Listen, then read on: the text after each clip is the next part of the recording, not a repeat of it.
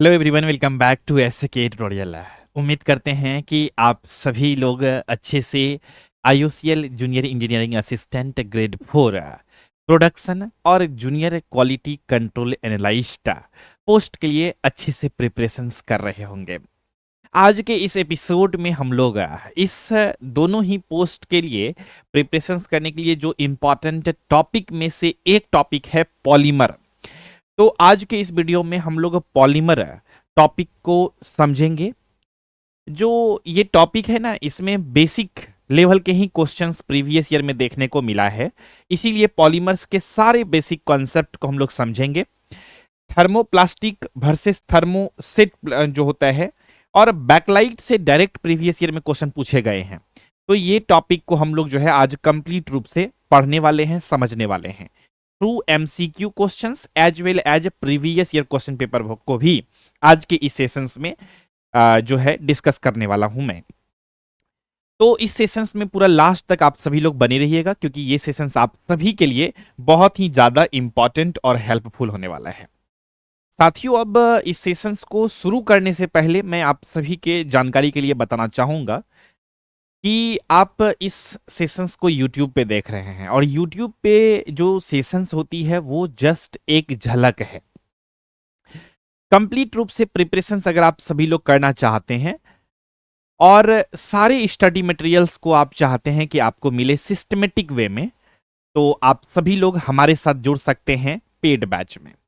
Simple में आपको Google play store से डाउनलोड कर लेना है एसके ट्यूटोरियल ऐप को।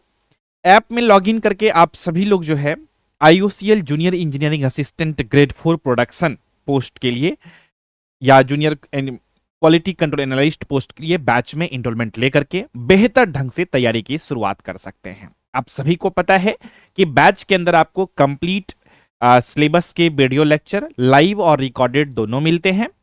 क्लासेस के पीडीएफ नोट्स मिलते हैं। एमसीक्यू क्वेश्चंस के प्रैक्टिस करने के लिए आपको नंबर ऑफ क्वेश्चंस के सिलेक्शंस के लिए बहुत सारा जो है वो पीडीएफ मिलता है। सैंपल पेपर सब कुछ आपको बैच के अंदर दी गई है। तो अगर आप जुड़ते हैं हमारे साथ तो अच्छे से सिस्टमेटिक वे में प्रिपरेशंस कर पाएंगे, वो भी एग्जाम ओरिएंटेड है। क्योंकि मेरा मेन जो मोटो रहता है वो कि आपको पढ़ाऊं वही जो हो आपके एग्जाम के लिए सही, क्योंकि आपके पास एग्जामिनेशंस को देने के लिए समय कम है। बात समझ रहे हैं? और इस कम समय में स्मार्ट स्ट्रेटेजी के साथ अच्छे ढंग से अगर आप प्रिपरेशंस करेंगे, एग्जाम ओरिएंटेड प्रिपरेशंस करेंगे, तभी आपके सिलेक्शंस के चांसेस बनेंगे। फिजूल का चीजें या अनलिमिटेड सिलेबस को कवर करने के पीछे अगर आप भागेंगे, दौड़ेंगे, तो सिर्फ सिलेबस ही खत्म करते रह जाएंगे और एग्जाम डेट आ जाएगी और पता चलेगी कि सिलेबस भी पूरा तरह से कंप्लीट नहीं हुई है और एग्जामिनेशन डेट भी आ गए। मैं यहां पर एग्जाम क्योंकि होने में समय कम है, हो सकता है फरवरी के फर्स्ट वीक में एग्जामिनेशन हो या फरवरी मंथ में एग्जामिनेशन हो, फिर भी हम लोग के पास बहुत ज़्यादा समय नहीं है। इसीलिए एग्जाम ओरिएंटेड प्रिपरेशंस करने के लिए आपको इन चीज़ों का क्लियरिटी होना बहुत ज़रूरी है कि आपको क्या पढ़ना है और क्या चीज़ें छोड़ना है। और यही चीज़ें मैं आप सभी को जो है बैच के क्लासेस में कंप्लीट रूप से बताता हूँ क्लियरली, क्योंकि आप सभी को पता है कि आईओसीएल के द्वारा कोई ऑफिशियल सिलेबस रिलीज नहीं है, तो और भी कन्फ्यूजन्स पैदा होती है कि आखिर क्या पढ़ें। तो ये चीज़ें वो इजी वे में बता पाएगा जो अलग अलग ईयर्स के प्रीवियस ईयर क्वेश्चन पेपर को एनालाइज किया है अच्छे से। आप भी कर सकते हैं, ये ऐसा नहीं है कि ये कोई बहुत आश्चर्य की बातें हैं, लेकिन इसके लिए आपको बैठ करके समय देना पड़ेगा कि प्रीवियस ईयर क्वेश्चन पेपर को एनालिसिस करना, क्वेश्चंस के डिफिकल्टी लेवल को समझना और उस क्वेश्चन को सॉल्व करने के लिए क्या क्या चीज़ें ज़रूरत होगी जानने की, ये सब चीज़ों को का समझ विकसित करने में आपको थोड़ा सा टाइम लगेगा और उतना समय है नहीं। तो क्या पढ़ना है और क्या नहीं पढ़ना है, इन चीज़ों का क्लियरिटी तो हमारे क्लासेस से आप सभी को मिल ही जाती है, यूट्यूब के थ्रू भी। तो आप सभी लोग अपने अकॉर्डिंग प्रिपरेशंस कर सकते हैं। तो आज जो है हम सभी लोग जो है पॉलीमर के बेसिक कॉन्सेप्ट पढ़ने वाले हैं, कवर करने वाले हैं। यहाँ से आपका जो है एग्जाम में डायरेक्ट क्वेश्चन प्रीवियस ईयर में पूछा गया है। तो साथियों, कुल मिलाकर के मैं ये बोलना चाहता हूँ कि सिर्फ अगर आप जो सोच रहे हैं कि यूट्यूब पे सेशंस देख करके जो है सिलेक्शंस हो जाएगी, तो मैं थोड़ा सा ऑनेस्टली आप सभी से बोलना चाहूँगा कि देखिए यूट्यूब का सिर्फ सेशंस देखने से आपको एक आइडिया लगती है कि हाँ ये टॉपिक के क्लासेस होते हैं और ये टॉपिक के क्वेश्चंस आते हैं, लेकिन एक्चुअल प्रिपरेशंस आपका होगी पूरा जब जो है सिस्टमेटिक वे में चीज़ें आपको मिलेंगे पूरा स्टडी मटेरियल्स, तो आप अच्छे से अस्थिर दिमाग करके चीज़ों को पढ़ सकते हैं और जब मन तब आप क्लासेस को देख सकते हैं, सिलेबस को कवर कर सकते हैं। ठीक है, तो पूरा कंप्लीट रूप से बैच में जुड़ने के लिए आप लोग जो है सिंपल में गूगल प्ले स्टोर से डाउनलोड कर लीजिएगा एसके ट्यूटोरियल ऐप को, और ऐप में लॉगिन करके आप सभी लोग बैच में इनरोलमेंट लेकर के बेहतर ढंग से तैयारी की शुरुआत कर सकते हैं। ठीक है, तो चलिए अब हम लोग जो है आज के इस सेशंस की शुरुआत करते हैं। उम्मीद करते हैं कि आप सभी लोग जो है रेडी हैं इस सेशंस को बेसिकली देखने के लिए। एंजॉय करेंगे आप सभी लोग इस सेशंस को। ठीक है, तो हम सभी लोग जो है अब बिना देर किए शुरू करते हैं आज का ये सेशंस।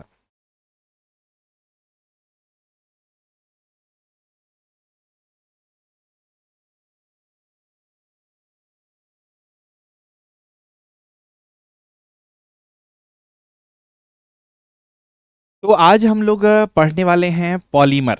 पॉलीमर के बेसिक कॉन्सेप्ट को हम सभी लोग समझेंगे आज के इस सेशंस में।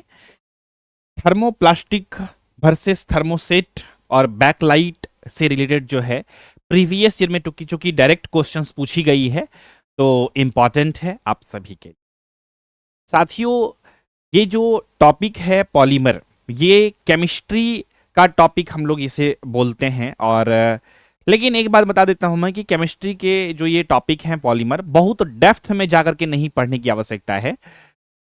यहां पर बेसिक लेवल के ही पॉलीमर्स के कॉन्सेप्ट आपको पता होनी चाहिए। तो इसीलिए डिप्लोमा इन केमिकल इंजीनियर वाले कैंडिडेट और बीएससी वाले कैंडिडेट दोनों को ये सेशंस देखना है।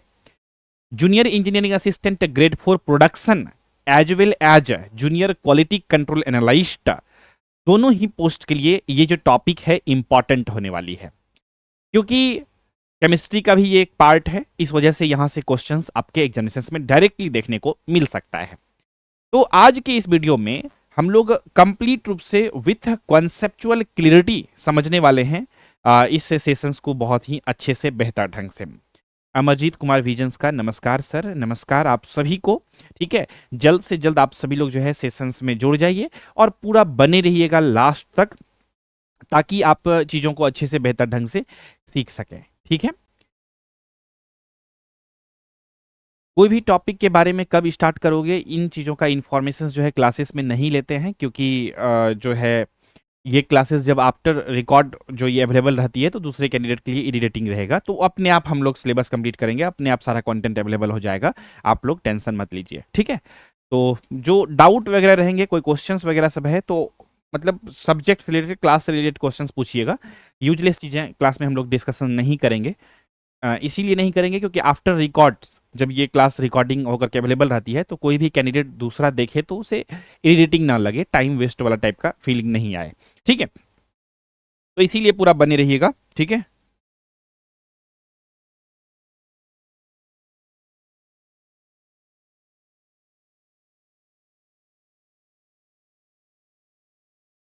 यूट्यूब पे एक बच्चा कह रहा है कि आप बात बहुत ज़्यादा करते हैं सर। बात ज़्यादा कर लेते हैं तो चलिए यूट्यूब का सेशंस को ही यहीं पे ख़त्म कर देते हैं, यूट्यूब पे चलना ही बंद।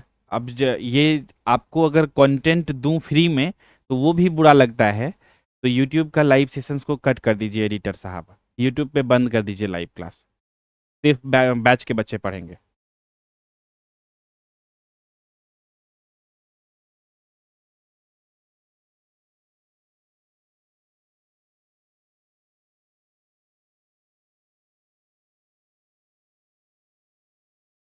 चलिए, ऐप के बच्चे अब सिर्फ हैं क्लास में, तो सब कोई बने रहिएगा। ठीक है, तो हम लोग जो है पॉलीमर के पूरा कंप्लीट कॉन्सेप्ट को समझने वाले हैं। ठीक है, तो पूरा जो है इस सेशंस को अच्छे से देखना है, क्योंकि ये टॉपिक जो है आप सभी साथियों के लिए बहुत ही ज़्यादा इम्पॉर्टेंट है।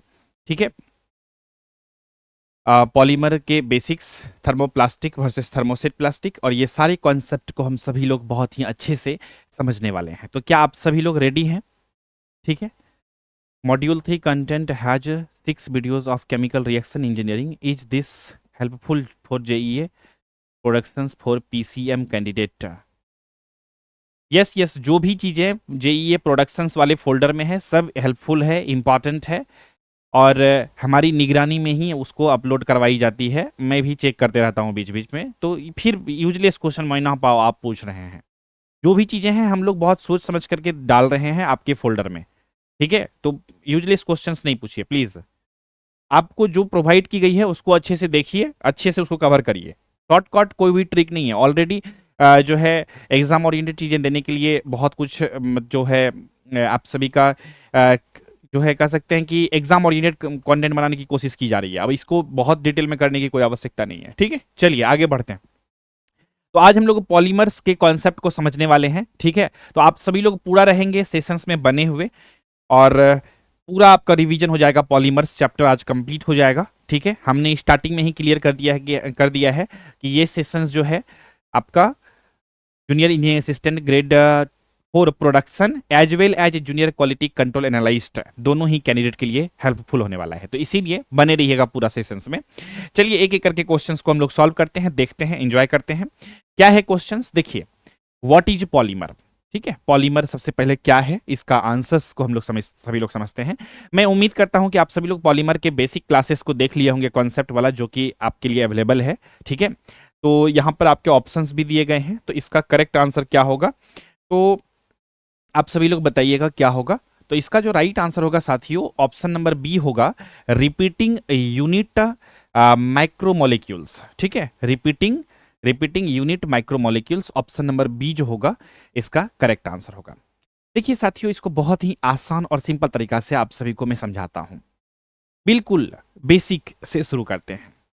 जब हम कहते हैं पॉलीमर, ठीक है, तो इसका मतलब कोई एक छोटा मॉलिक्यूल नहीं होता है।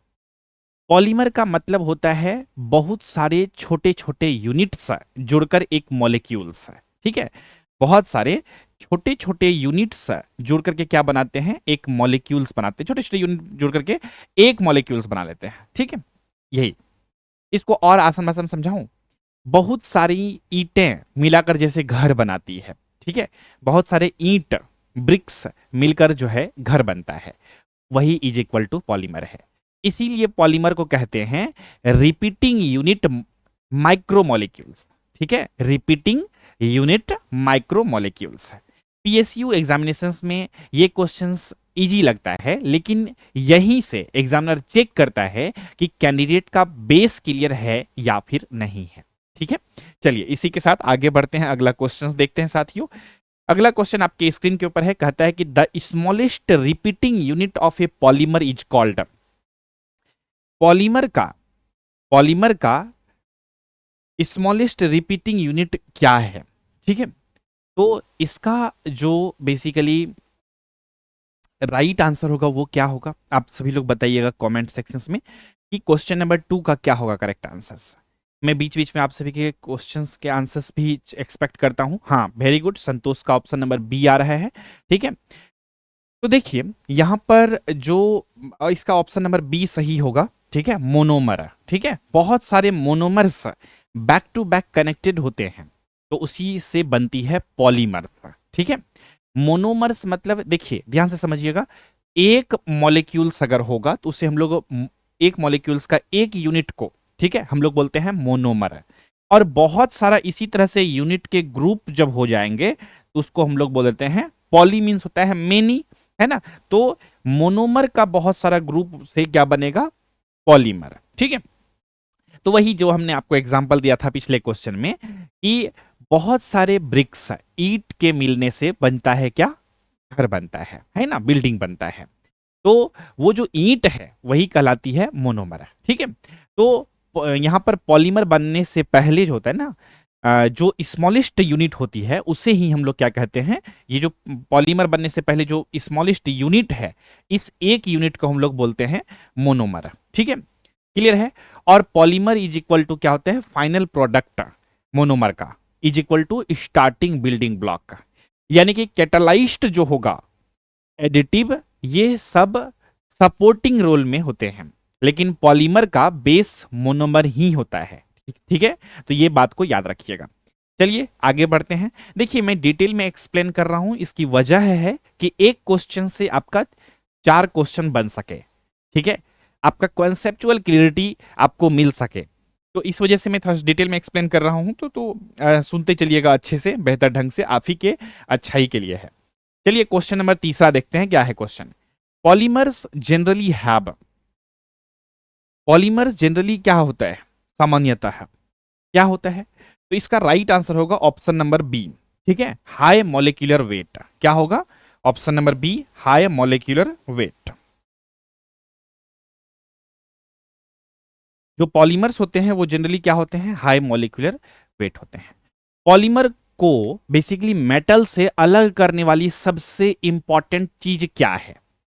देखिए हाई मॉलिक्यूलर वेट पॉलीमर में चेन लंबी होती है कि नहीं, यूनिट्स ज्यादा होते हैं, इसीलिए मॉलिक्यूलर वेट भी क्या होगा, ज्यादा होता है, ठीक है।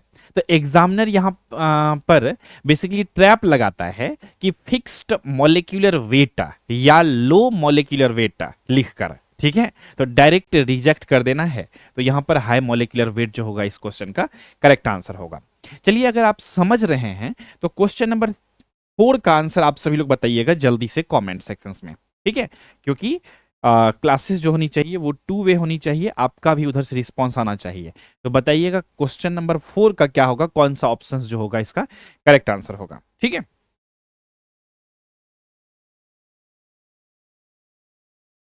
4 का सी आ रहा है अमरजीत कुमार विजन का।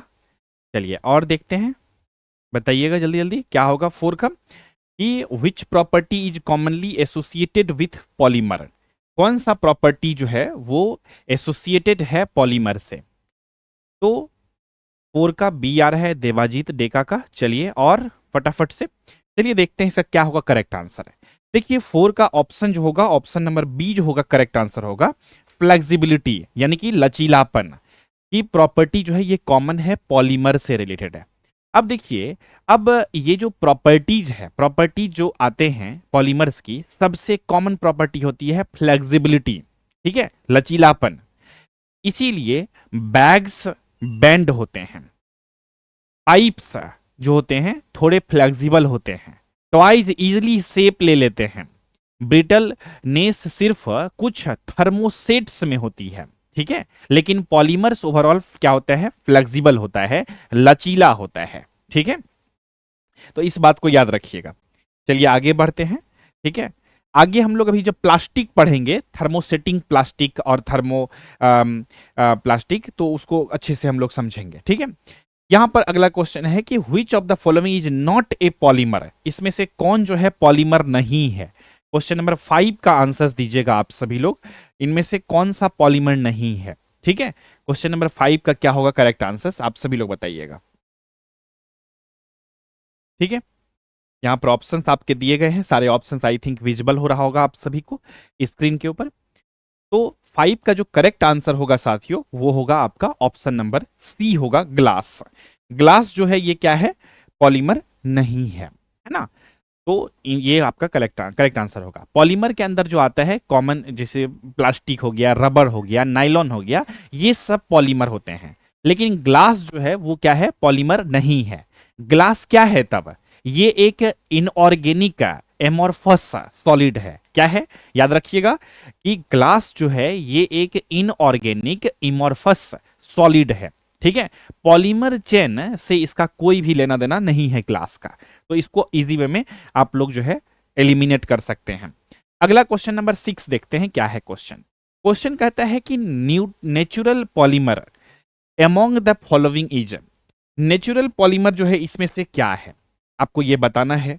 तो देखिए नेचुरल पॉलीमर जो है ना, सिंपल सी बातें हैं, हम सभी लोग जानते हैं कि नेचुरल रबर जो होती है ये एक नेचुरल पॉलीमर है। Option number C correct answer होगा, ठीक है। देखिए साथियों कि नेचुरल पॉलीमर्स का मतलब क्या होता है, कि जो नेचर से डायरेक्टली मिलता है कि नहीं, नेचुरल रबर, ठीक है, नेचुरल रबर जैसे कि ट्री से मिलता है, ह्यूमन मेड नहीं होता है। पीवीसी हो गया, पॉलीथीन हो गया, पॉलीथीन, बैकलाइट हो गया, ये सब सिंथेटिक हैं, ठीक है, लेकिन ये क्या है, ट्री से मिलता है नेचुरल रबर जो बनता है, ठीक है। तो इसीलिए इसका ऑप्शन नंबर सी होगा करेक्ट आंसर। आगे बढ़ते हैं, क्वेश्चन नंबर हम लोग 7 देखते हैं क्या है। कहते हैं कि synthetic polymers are mainly produced from. Synthetic जो पॉलीमर है इसको मेनली जो प्रोड्यूस किया जाता है, ये कहां से प्रोड्यूस किया जाता है? तो इसका जो राइट आंसर होगा बताइएगा। ठीक है, तो इसका आंसर आप सभी लोग बताइएगा। तब तक संतोष जी का एक कमेंट ले लेते हैं कि सर एग्जाम में ऑप्शन सब सही लगते हैं, यहां सब पता चल रहा है। यहां पर इसलिए पता चल रहा है क्योंकि मैं हूं, है ना, मैं हूं अभी, तो इसलिए एग्जाम में मैं नहीं रहूंगा तो वहां पर कंफ्यूजन होगा। जोक से पार्ट, वहां पर भी पता चलेगी जब आप अच्छे से प्रॉपर वे में साथियों रिवीजन करके जाएंगे। कंफ्यूजन होने का वजह एक ही है कि प्रॉपर रिविजन्स नहीं हो पाना। एग्जाम में आप इस बार जाइएगा जब देने के लिए, ये मैं आप सभी को कह सकते हैं दावे के साथ कह सकता हूं कि आपको एग्जाम देते वक्त मेरी याद भी आएगी, प्लस ये भी रियलाइजेशन होगा कि ये क्वेश्चंस तो हमने पढ़ा है कहीं ना कहीं, बस आंसर क्या होगी ये समझ नहीं आ रही है। और ये तभी होगी साथियों जब आप रिवीजन अच्छे से नहीं किए रहेंगे ना, तब कंफ्यूजन आएगा। तो इसीलिए मैं कह रहा हूं आप सभी को कि रिवीजन करते रहिएगा जब तक एग्जाम नहीं हो जाती है। इसीलिए आप सभी को पीडीएफ प्रोवाइड कर दी गई है, अपने लेवल पे भी रिवीजन करते रहिएगा। ठीक है, बनाया हुआ क्वेश्चन को ही बार बार बनाइए, इतना कि क्वेश्चन पढ़ के आंसर आपको सोचना नहीं पड़े, ऑप्शन देखना नहीं पड़े। इस लेवल का एक एक पीडीएफ का आपका प्रिपरेशन होना चाहिए, तब आपका सिलेक्शन पक्का होगा। ठीक है, तो इस तरह से आपको प्रिपरेशन करनी होगी। ठीक है, तो कंफ्यूजन अगर चाहते हैं एग्जाम में ना हो तो इसका एक ही सॉल्यूशन है, अच्छे से पढ़िए, रिविजन्स को ज्यादा इंपॉर्टेंस दीजिए। ठीक है, चलिए आते हैं इस क्वेश्चन को देखते हैं क्या होगा करेक्ट आंसर। कहते हैं synthetic polymer are mainly produced from. अब सिंथेटिक पॉलीमर जो है ये मेनली प्रोड्यूस्ड कहां से किया जाता है? तो कुछ लोगों का आया है कि वुड से, यानी कि ऑप्शन नंबर ए। अब कुछ का आ रहा है ऑप्शन नंबर ए, अच्छा बी भी आ गया है ऑप्शन कि मेटल से। लेकिन साथियों सभी का आंसर मुझे दुख के साथ कहना पड़ रहा है कि गलत है। आपका सही जवाब जो है ऑप्शन नंबर सी है, पेट्रोलियम प्रोडक्ट्स। ठीक है, आजकल का जो ये और इसका क्या होगा correct answer? Option number C जो होगा इसका करेक्ट आंसर होगा। ठीक है, सिंथेटिक पॉलीमर्स जो होता है मेनली प्रोड्यूस किया जाता है इससे, सिंथेटिक प्रोडक्ट्स से। ठीक है, जो आपका सिंथेटिक प्रोडक्ट है, देखिए आज का ऑलमोस्ट सारे सिंथेटिक पॉलीमर्स जो होते हैं ना वो पेट्रोलियम प्रोडक्ट से ही बनते हैं। क्रूड ऑयल, ठीक है, देखिए यहां पर अगर मैं आपको ऐसे समझा दूं तो क्रूड ऑयल से क्या बनेगा? क्रूड ऑयल से बनता है पेट्रोकेमिकल्स। ठीक है, क्रूड ऑयल, पेट्रोकेमिकल्स, केमिकल्स। ठीक है, पेट्रोकेमिकल्स। और पेट्रोकेमिकल्स जो होते हैं इससे आपका मतलब अगला स्टेप जो होती है वो आपका होता है पॉलीमर्स। ठीक है, क्या होती है? पॉलीमर्स। क्लियर है? ठीक है, स्पष्ट रूप से। तो इसीलिए पीएसयू एग्जाम में पेट्रोलियम प्लस पॉलीमर ऑफ्न एक साथ जो है ना पूछा जाता है। स्पेशली आईओसीएल में ये कॉन्सेप्ट बेस्ड पे डायरेक्ट क्वेश्चंस रहता है, तो ये क्वेश्चंस को आप इंपॉर्टेंट भी कर सकते हैं, वीवीआई टिक कर सकते हैं। ठीक है, चलिए आगे बढ़ते हैं। इसको लिखना चाहते हैं तो लिख सकते हैं, कुछ भी चीजें हमारे साथ अगर लिखना चाहते हैं तो। आगे बढ़ते हैं, अगला क्वेश्चन देखते हैं। क्वेश्चन नंबर 8 को देखिएगा क्या है क्वेश्चन। कहता है कि which property makes polymers suitable for electrical insulation.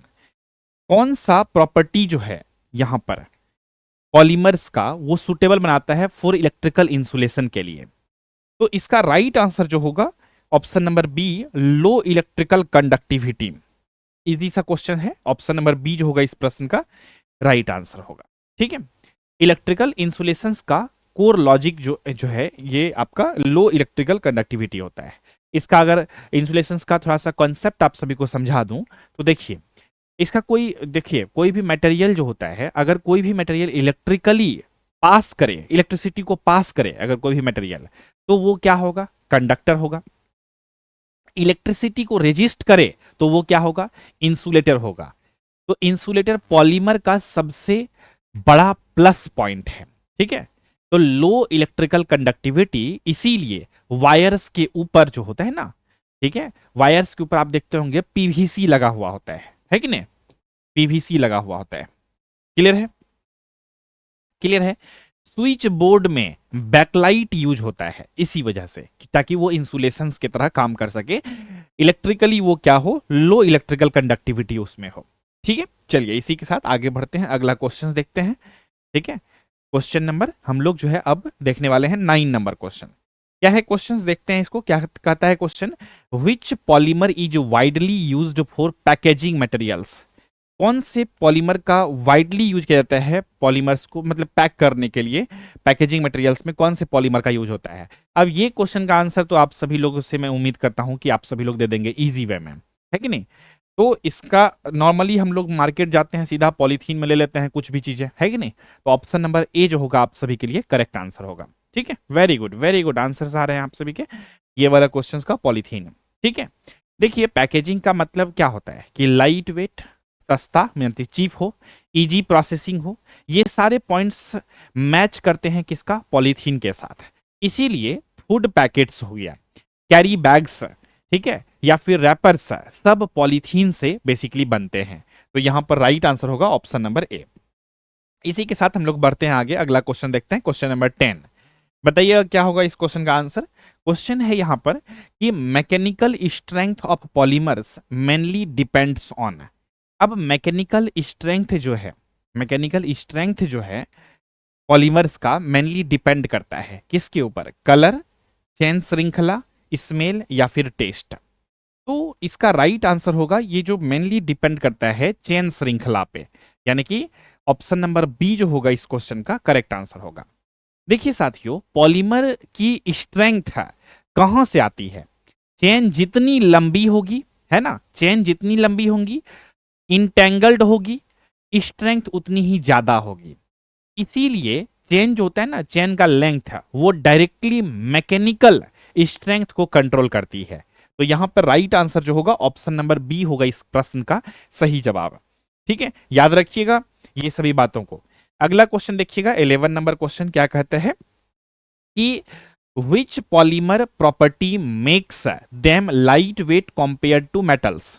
कौन सा पॉलीमर प्रॉपर्टी जो है उसे क्या बनाता है, लाइट वेट बनाता है कंपेयर्ड टू मेटल्स, अगर उसको मेटल से कंपैरिजन करते हैं तो।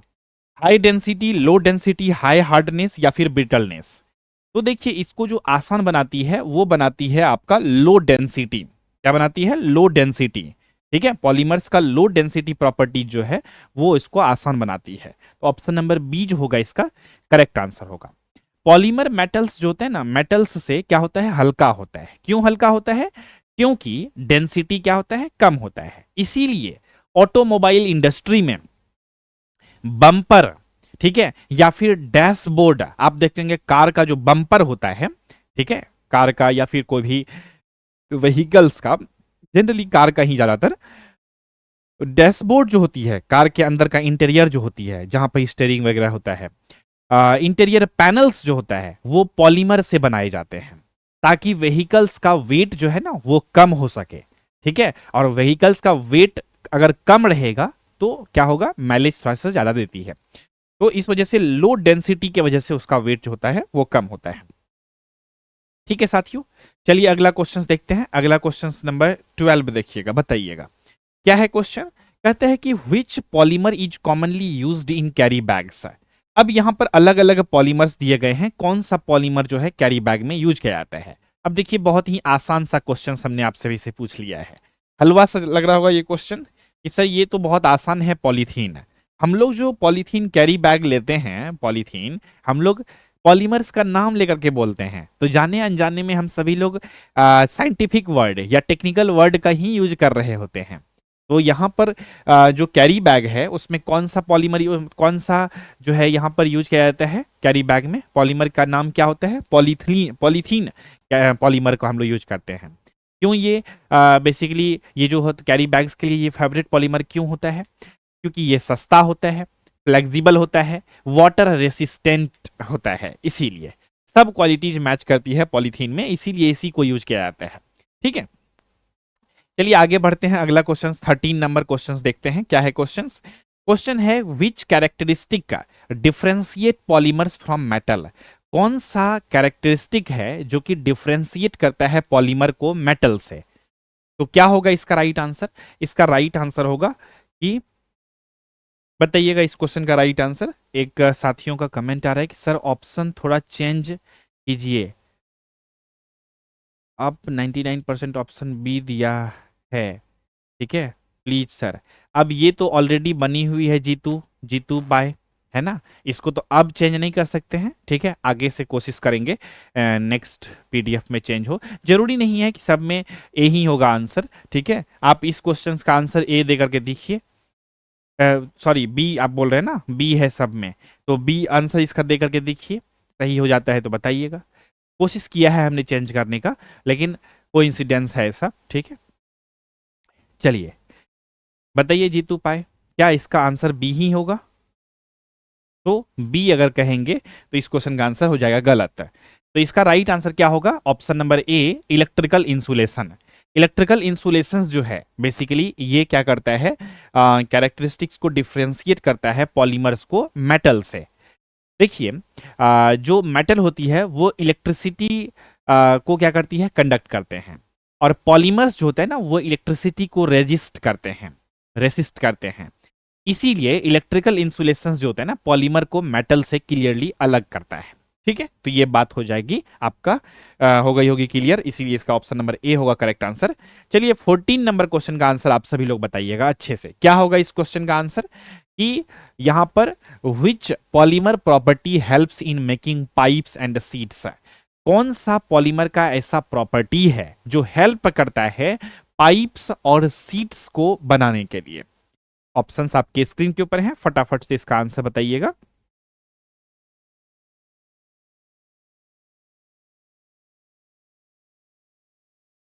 ठीक है, इसका आंसर फटाफट से बताइएगा। जीतू पाई का कमेंट है कि सर क्वेश्चंस थोड़ा बंगाली हो सकता है। बंगाली में तो आईओसीएल वाले भी आपसे क्वेश्चंस नहीं पूछेंगे, मैं बंगाली कैसे बोलूं और क्वेश्चंस बंगाली में कैसे लिखूं। हमारे पास जो टाइप करने वाला है वो भी बंगाली, उसको भी नहीं आता है। हम लोग सिर्फ हिंदी और इंग्लिश लैंग्वेज में कंफर्टेबल हैं, और हिंदी और इंग्लिश लैंग्वेज में ही एग्जाम में भी आपका क्वेश्चंस आएगा। आपके वर्नाकुलर लैंग्वेज में बेसिकली ये एग्जामिनेशंस नहीं होगी, तो इसीलिए कोशिश करिए इंग्लिश या हिंदी में मैनेज करने का। ठीक है, क्लियर है। चलिए आते हैं यहाँ पे।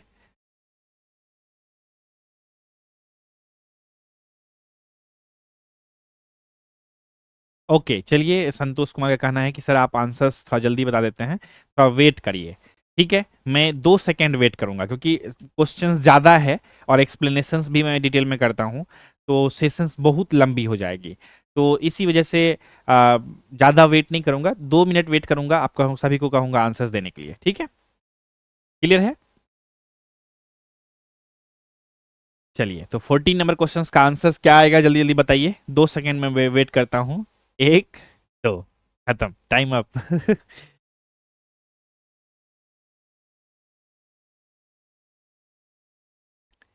बताइए 14 का क्या होगा करेक्ट आंसर।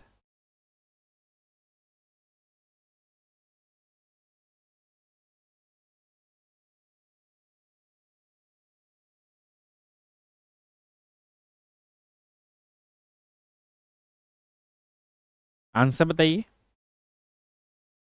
चलिए देखते हैं यहाँ पे। तो which polymer property helps in making pipes and sheets. अब कहता है कौन सा पॉलीमर प्रॉपर्टी जो है वो हेल्प करता है मेकिंग द, यहाँ पर पाइप्स एंड सीट्स है। इसका राइट आंसर होगा ऑप्शन नंबर बी, मोल्ड मोल्डेबिलिटी, यानी कि ढालने की क्षमता। ऑप्शन नंबर ए जो होगा इसका करेक्ट आंसर होगा। देखिए पाइप सीट्स जो कंटेनर्स वगैरह से बनते हैं ये सब तब पॉसिबल होते हैं जब मटेरियल जो होता है ना वो इजिली सेप हो सके। इस प्रॉपर्टी को कहते हैं मोल्डेबिलिटी। ठीक है, इसीलिए पॉलीमर्स मैन्युफैक्चरिंग में किंग होते हैं ये। ठीक है, मैन्युफैक्चरिंग में पॉलीमर्स होता है किंग होता है, क्यों, क्योंकि उसको मोल्ड इजी वे में कर किया जा सकता है। चलिए अगला क्वेश्चन 15 नंबर क्वेश्चन का आंसर दीजिएगा, क्या है क्वेश्चन यहाँ पर। क्वेश्चन है कि which polymer is commonly used as an insulating coating on wires.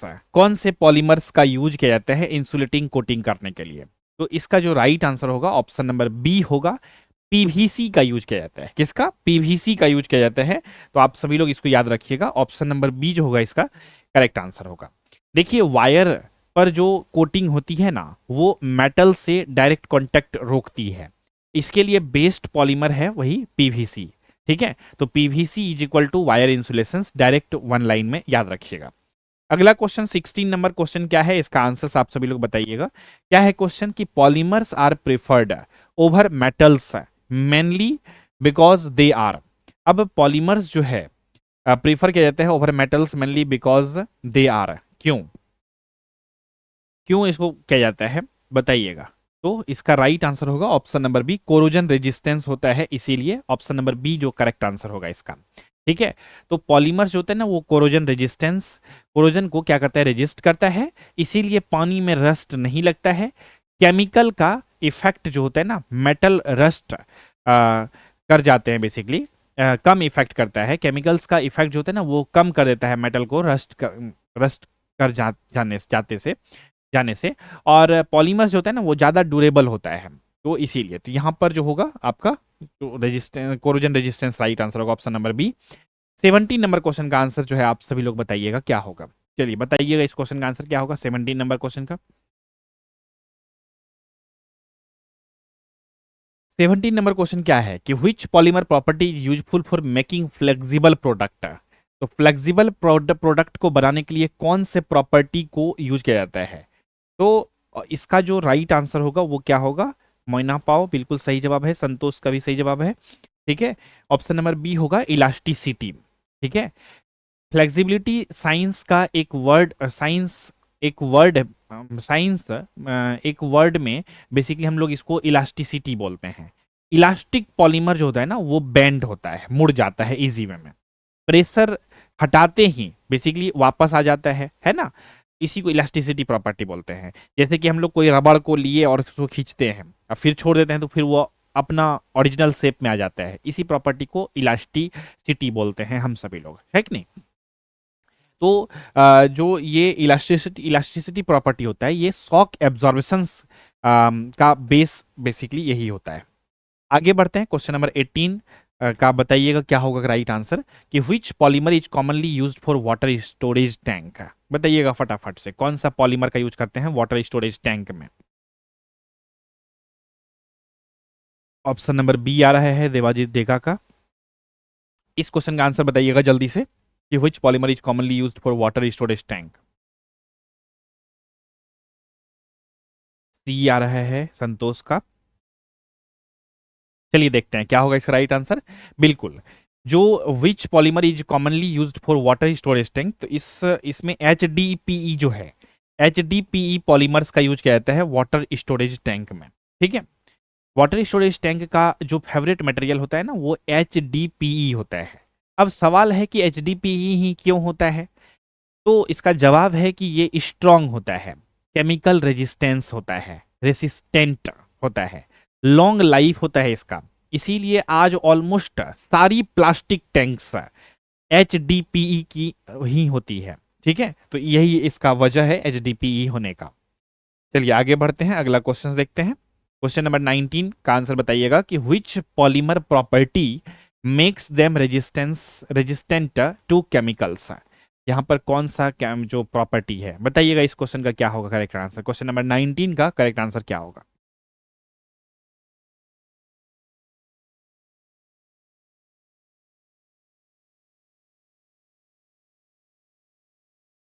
Option number B जो होगा, कह रहे हैं 19 नंबर क्वेश्चन का ऑप्शन नंबर बी। ठीक है, और ऑप्शन नंबर ए भी आ रहा है। अब अमरजीत कुमार विजन का, मोइना पाव का सी आ रहा है। क्या मैं मानूं, किनका सही मानूं? ए भी आया है आंसर। तो अमरजीत कुमार विजन का आंसर बिल्कुल सही है। ऑप्शन नंबर ए जो होगा इस क्वेश्चन का सही जवाब होगा। संतोष ने एक्चुअल में ट्रेंड पकड़ लिया है, एक ट्रैक पकड़ लिया है, कहते हैं कि बी ही बोलेंगे हर बार सही हो जाएगा, लेकिन ऐसा नहीं है। तो इसका राइट आंसर क्या होगा? ऑप्शन नंबर ए, इनर्ट नेचर होता है पॉलीमर प्रॉपर्टी, जो कि रेजिस्टेंट टू केमिकल ये बनाता है, इनर्ट प्रॉपर्टी इसका होने की वजह से, पॉलीमर्स का। ठीक है, पॉलीमर्स केमिकल्स के साथ अगेंस्ट रेजिस्टेंस होते हैं। अच्छा, क्यों होते हैं? क्योंकि नेचर जो होती है इसका इनर्ट होती है, इसीलिए ये एसिड्स हो गया या फिर सॉल्ट्स हो गया या मॉइस्चर हो गया, पॉलीमर्स को इजीली डैमेज नहीं कर पाते हैं, यही वजह की वजह से। ठीक है, इनर्ट नेचर के वजह से। तो ऑप्शन नंबर ए जो होगा इस क्वेश्चन का करेक्ट आंसर होगा। आगे देखते हैं 20 नंबर क्वेश्चन क्या है। क्वेश्चन कहता है कि which of the following is a daily use polymer product. कौन सा ऐसा फॉलोइंग है जो कि डेली यूज जो है जो आपका following daily use polymer product है? बताइएगा फटाफट से क्या होगा राइट आंसर इस क्वेश्चन का। क्वेश्चन नंबर 20 का क्या होगा करेक्ट आंसर, जल्दी से बताइएगा।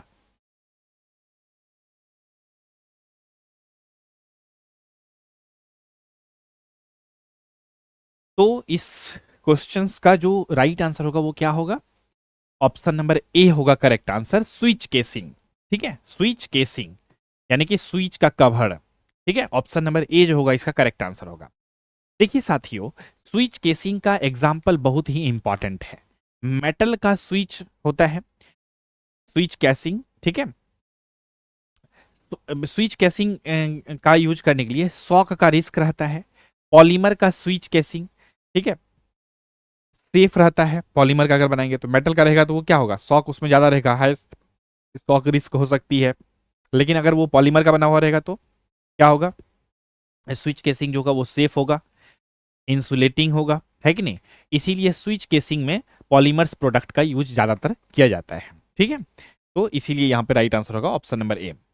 आगे बढ़ते हैं 21 नंबर क्वेश्चन आपके स्क्रीन के ऊपर है कि polymers are generally poor conductor of. Polymers जो है वो जनरली पुअर कंडक्टर होता है किसका, हीट एंड इलेक्ट्रिसिटी का। ठीक है, तो ऑप्शन नंबर ए होगा इस क्वेश्चन का करेक्ट आंसर। तो इसमें बहुत ज्यादा सोचने की आवश्यकता नहीं है, हम सभी को पता है। ठीक है, अब यहाँ एक बहुत बेसिक का लेकिन डेंजरस ट्रैप है। देखिए, पॉलीमर्स जो होता है ना वो इलेक्ट्रिसिटी के लिए पुअर कंडक्टर होते हैं, हीट के भी पुअर कंडक्टर्स होते हैं।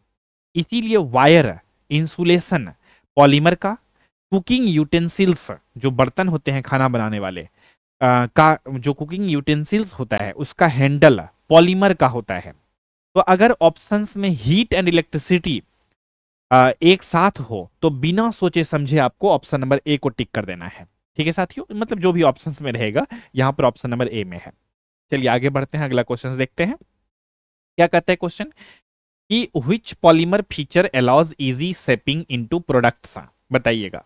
तो इस टाइप का क्वेश्चन आई थिंक हमने पहले भी करवाया है कि मोल्डेबिलिटी, जो मोल्ड होने की प्रोबेबिलिटी जो कह सकते हैं इसमें नेचर है, ठीक है, मोल्ड होने की पॉलीमर्स का, वही उसे बेसिकली क्या बनाती है, शेप करने में उसे आसानी होती है।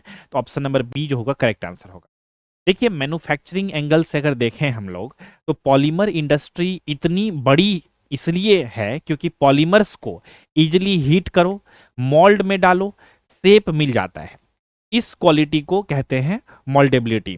ठीक है, तो एग्जामिनर यहीं पर डक्टिलिटी लिखकर कंफ्यूज करता है, लेकिन डक्टिलिटी मेटल्स की प्रॉपर्टी होती है, तो कभी कंफ्यूज नहीं हो जाइएगा डक्टिलिटी वगैरह सब देख करके। ठीक है, तो इसका ऑप्शन नंबर बी जो होगा इसका करेक्ट आंसर होगा। चलें अगला क्वेश्चन देखते हैं। क्वेश्चन नंबर 23 का आंसर आप सभी लोग बताइएगा क्या होगा। ठीक है, 23 नंबर क्वेश्चन है क्या कि which polymer is commonly used in household container. कौन सा पॉलीमर का यूज किया जाता है हाउस होल्ड कंटेनर में, घरेलू कंटेनर में सामान्यतः कौन सा पॉलीमर उपयोग किया जाता है? तो बहुत आसान सा है आंसर इसका कि ऑप्शन नंबर ए पॉलीथीन। ठीक है, हाउस होल्ड कंटेनर्स का मतलब होता है हल्का, चीप और केमिकल रेजिस्टेंट। ये सारी क्वांटिटीज ये सारी क्वालिटीज जो है मिलते हैं किसमें, पॉलीथीन में मिलते हैं। ठीक है, तो बैकलाइट जो होता है ना, बैकलाइट यहाँ पे जो दिया गया है ये बैकलाइट हार्ड होता है। ठीक है, इपॉक्सी इंडस्ट्रियल यूज में होता है, इसीलिए करेक्ट चॉइस जो होगा यहाँ पर पॉलीथीन होगा, ऑप्शन नंबर ए। चलिए बिना देर किए हम लोग क्वेश्चन नंबर यहाँ पे 24 देखते हैं, क्या है क्वेश्चन।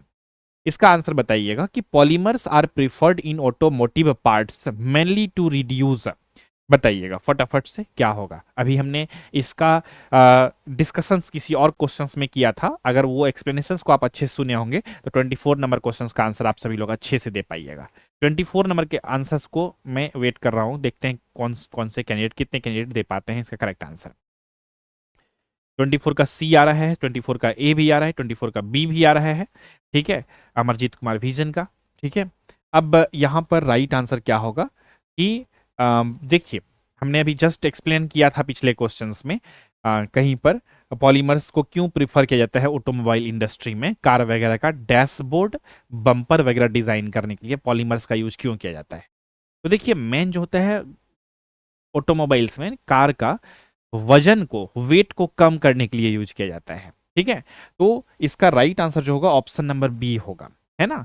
तो ऑटोमोबाइल इंडस्ट्री का एक ही बेसिकली मंत्र होता है कि वेट कम करो, वेट कम होगा तो फ्यूल इफिशियंसी क्या होगी, बढ़ेगी, मतलब कार जो है या गाड़ी जो है वो ज्यादा माइलेज देगी। ठीक है, माइलेज इंप्रूव होता है, इसीलिए स्टील की जगह पे बम्पर हो गया, डैशबोर्ड हो गया, इंटीरियर पार्ट जो होता है, ठीक है, पॉलीमर से बनाए जाते हैं। तो यहाँ पे ऑप्शन बी जो होगा करेक्ट आंसर होगा। ठीक है साथियों, चलिए इसी के साथ अगला क्वेश्चन देखते हैं। यहाँ पर 25 नंबर क्वेश्चन देखते हैं, क्या है क्वेश्चन, देखिएगा आंसर बताइएगा आप सभी लोग। कहते हैं which polymer property helps in shock absorption. अब यहाँ पर कौन सा पॉलीमर प्रॉपर्टी जो है वो हेल्प करता है शॉक एब्जॉर्प्शन में, तो इसका आंसर बताइएगा जल्दी से।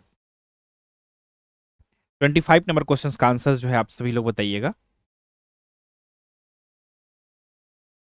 क्या होगा। 25 नंबर, देखिए इसका राइट आंसर जो होगा क्या होगा। 25 नंबर आंसर बताइएगा जल्दी से।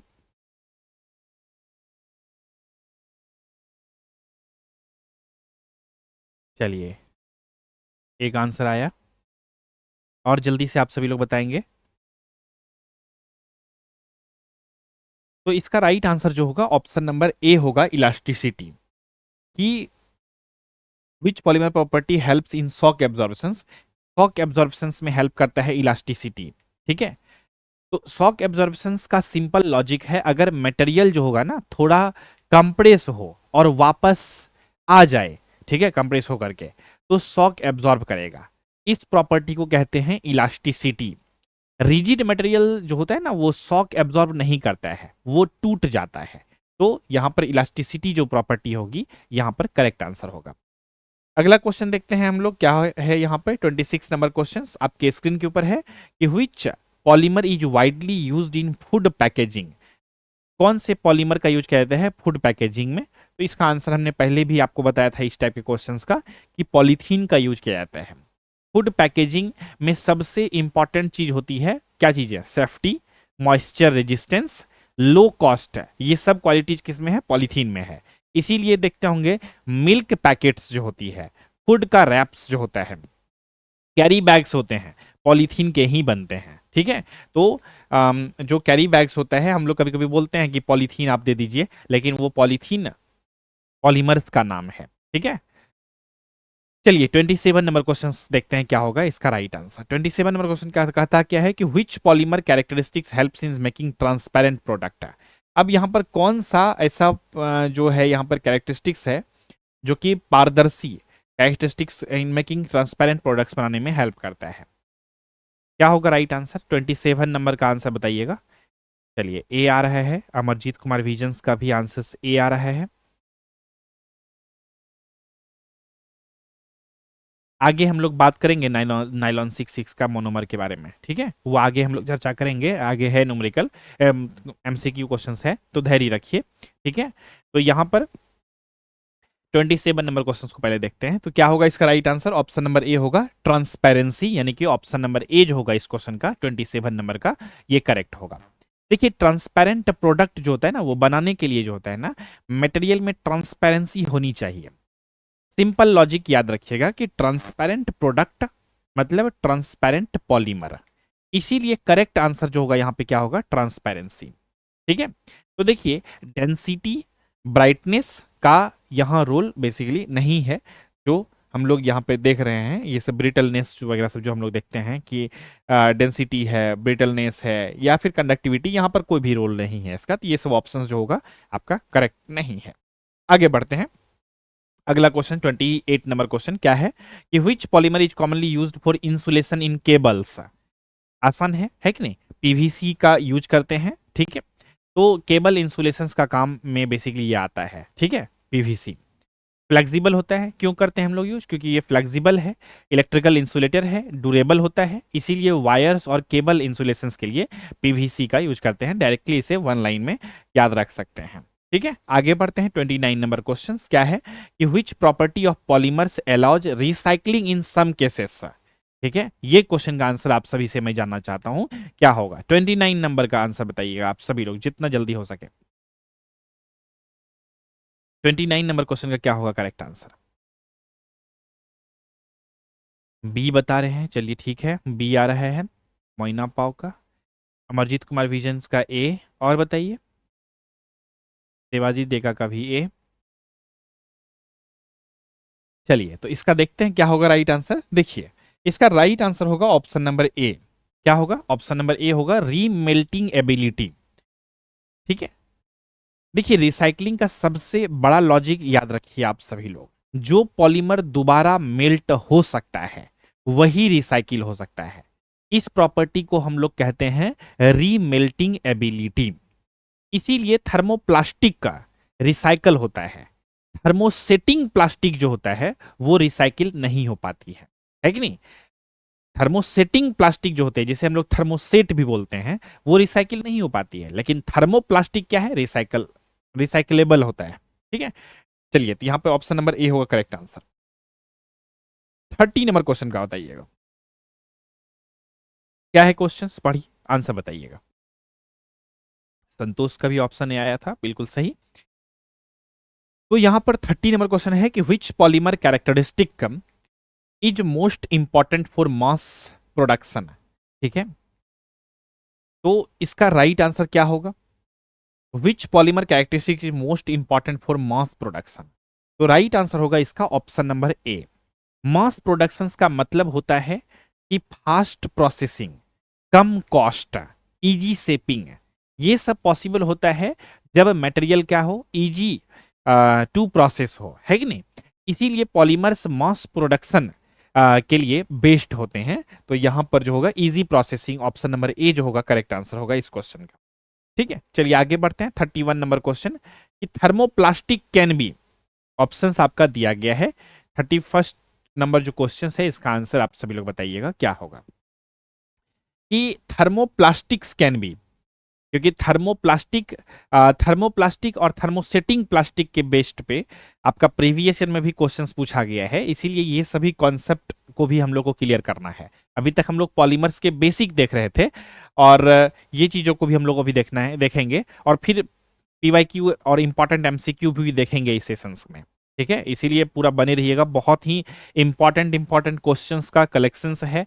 और ये सेशंस को अगर आप अच्छे से समझ करके सुन करके देख लेते हैं ना, तो आपका ये जो चैप्टर है आपका पॉलीमर्स का, ये एग्जाम के लिए तो प्रिपेयर हो जाएगा। आपका एग्जाम में जो भी क्वेश्चंस आएगा आप इजी वे में सोच करके आंसर दे पाएंगे, है ना, थिंक अच्छे से इजी वे में कर पाएंगे, क्योंकि मैं आपको एक अलग पर्सपेक्टिव से भी चीजों को, एक्स्ट्रा एडिशनल इंफॉर्मेशन भी ईच एमसीक्यू क्वेश्चंस में जो हो सकते हैं, जो रिलीवेंट हैं, वो मैं आप सभी को दे रहा हूं।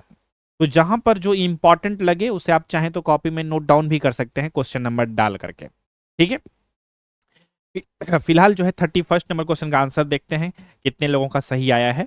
तो ए आया है, ठीक है।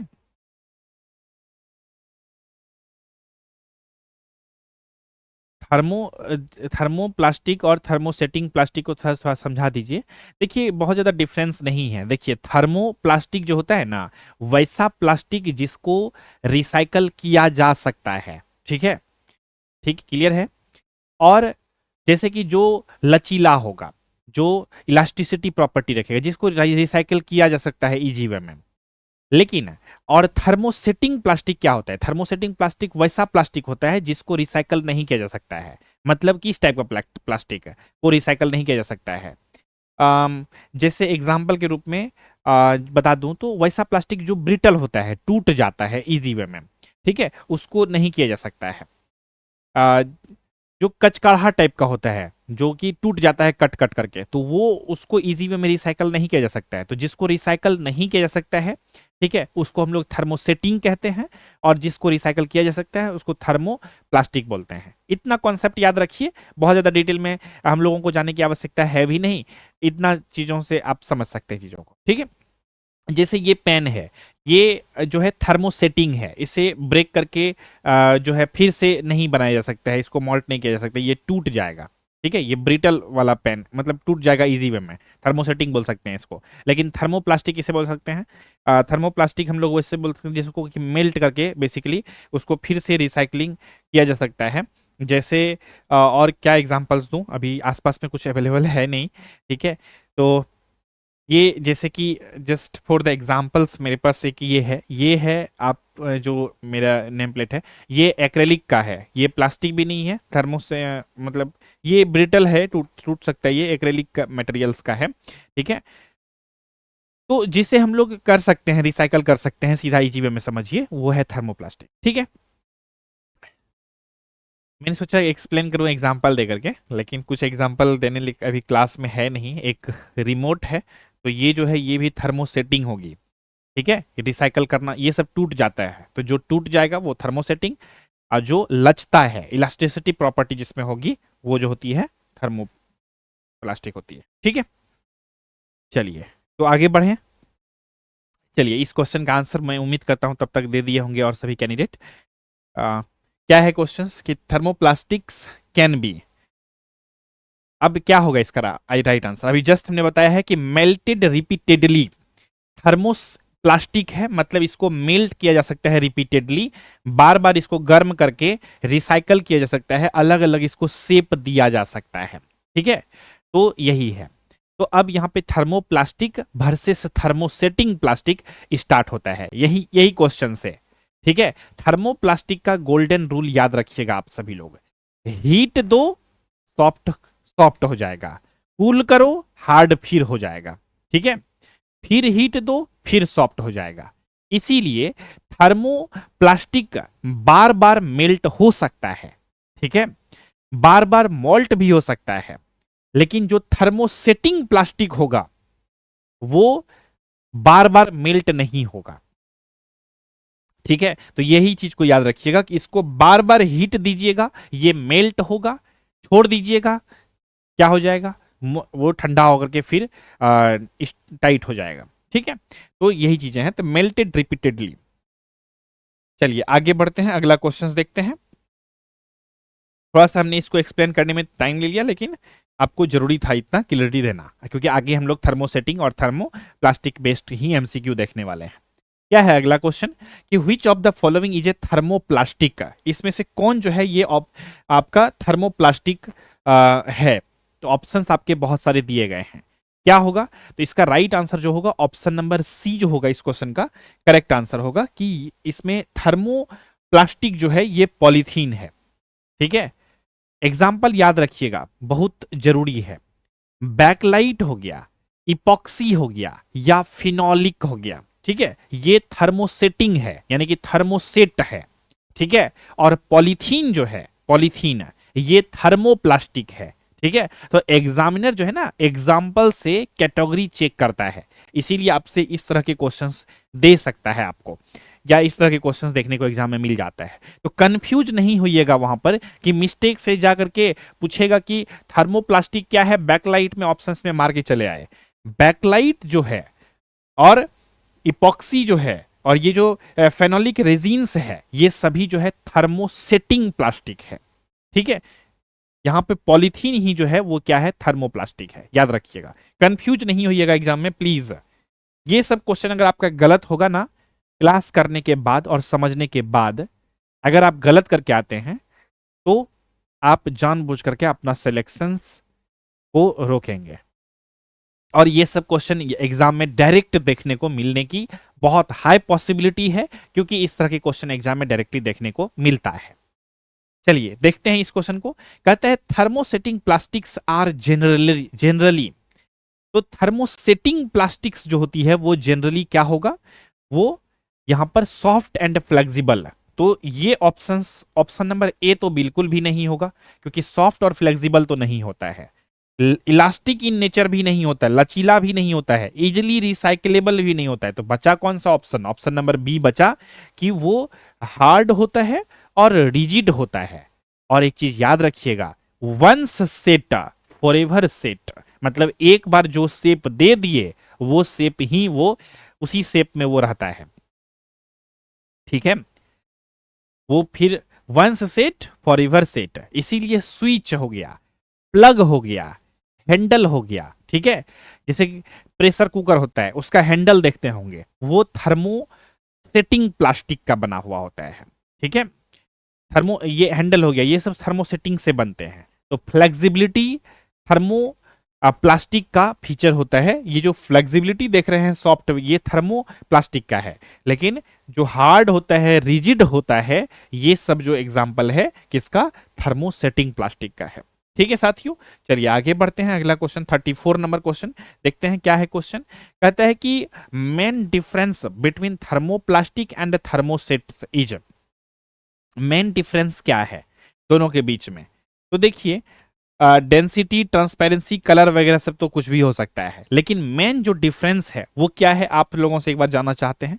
चलिए आंसर्स भी आप सभी का आ रहा है, option number B sir, option number B sir, बिल्कुल सही जवाब है आप सभी का कि रीमोल्डिंग एबिलिटी, ठीक है। रीमोल्डिंग एबिलिटी मतलब कि थर्मोप्लास्टिक को हम लोग रीमोल्ड कर सकते हैं, थर्मोसेटिंग को नहीं कर सकते हैं, ठीक है। यही ना डिफरेंस है, मेन डिफरेंस यही है कि थर्मोप्लास्टिक को रीमॉडलिंग पॉसिबल है, थर्मोसेट में रीमॉडलिंग पॉसिबल नहीं है। कलर, डेंसिटी और ये सब चीजें जो है ये सेकेंडरी है, ठीक है। तो यही इसीलिए इसका राइट आंसर क्या होगा, ऑप्शन नंबर बी जो होगा करेक्ट आंसर होगा। 35 नंबर क्वेश्चन देखते हैं क्या है क्वेश्चन कि which type of polymer is recyclable. अब कौन से टाइप के पॉलीमर जो है वो रिसाइकलेबल है, जस्ट अभी हमने अब आप सभी को सिखाया है। तो रिसाइकल किसको किया जा सकता है, चलिए बताइएगा पहले आप लोग से, मैं जानता हूं इस क्वेश्चन का क्या होगा आंसर।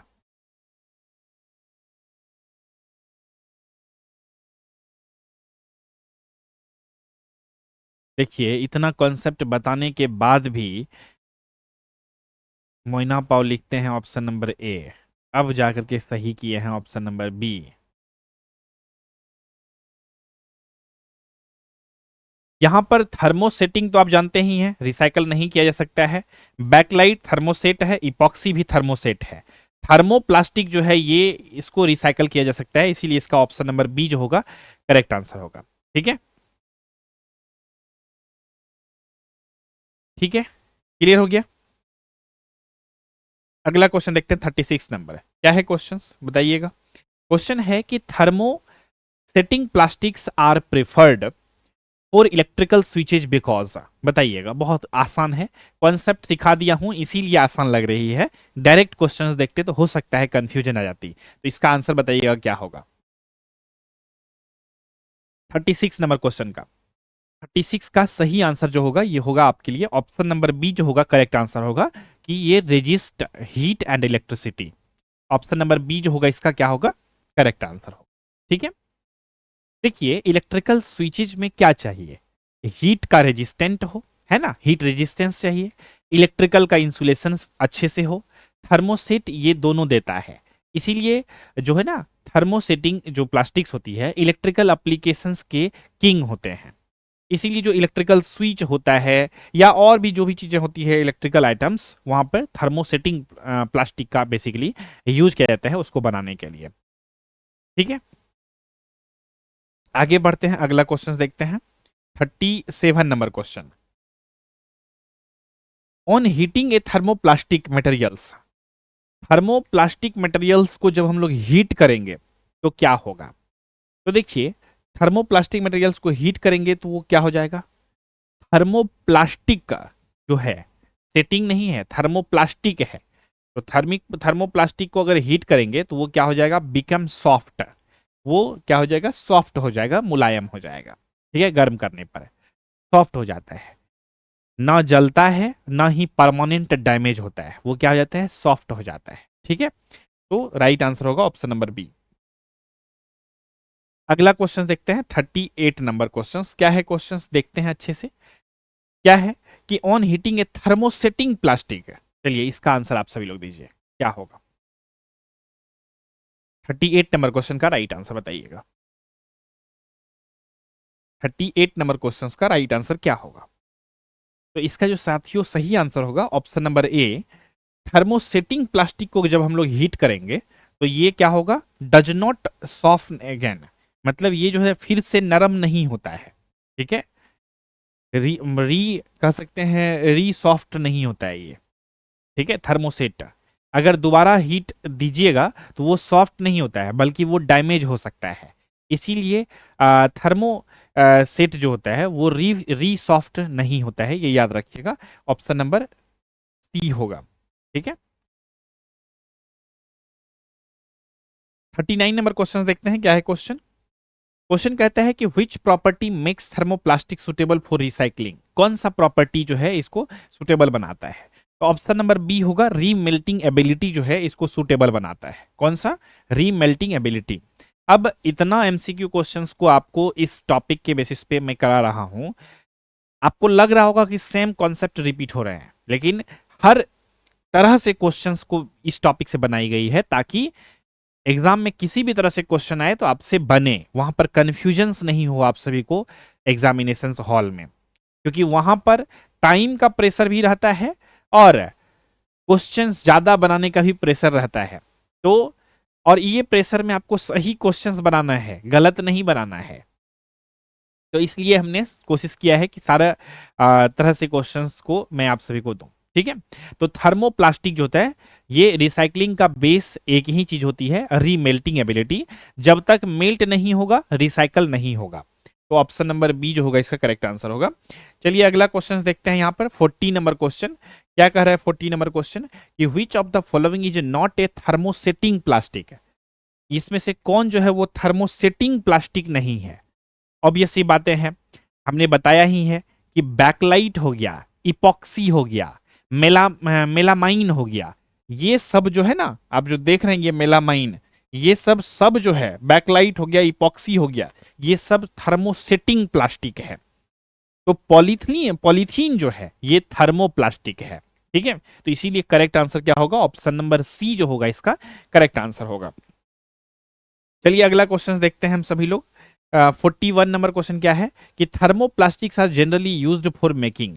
अब थर्मोप्लास्टिक, थर्मोसेटिंग्स का स्विच और बोर्ड बनाने में यूज करते हैं, लेकिन जो थर्मोप्लास्टिक होता है इसका यूज जनरली किस चीज में करते हैं। ठीक है, तो यहां पर यूजेज बेस्ड क्वेश्चंस पूछा गया है, तो बताइएगा जल्दी से।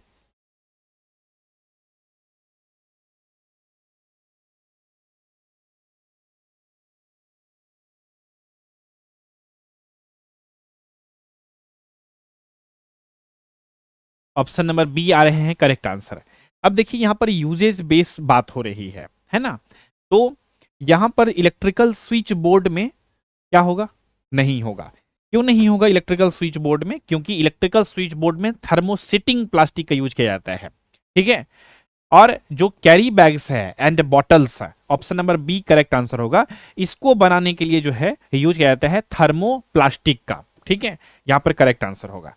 और सर्किट ब्रेकर जो है और इलेक्ट्रिकल प्लग्स जो है, इसके लिए थर्मोसेटिंग प्लास्टिक का यूज किया जाता है। थर्मोसेटिंग प्लास्टिक का, वैसा प्लास्टिक जो रिसाइकल नहीं हो सके। ठीक है, और ये वैसा प्लास्टिक जो रिसाइकल हो सके, थर्मोप्लास्टिक। क्लियर है।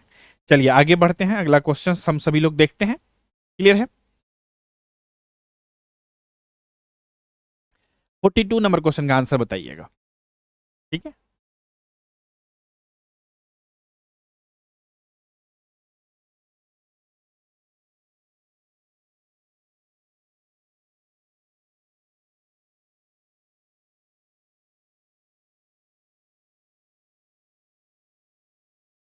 42 नंबर का आंसर बताइएगा।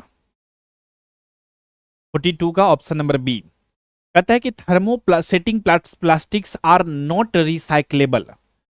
अब देखिए यहां पर क्वेश्चन कर रहा है कि thermosetting plastics are not recyclable, क्यों नहीं है रिसाइक्लेबल। क्यों नहीं है, क्योंकि दे आर सॉफ्ट, क्योंकि ये सॉफ्ट होता है। ये तो गलत बात है, सॉफ्ट तो नहीं होता है।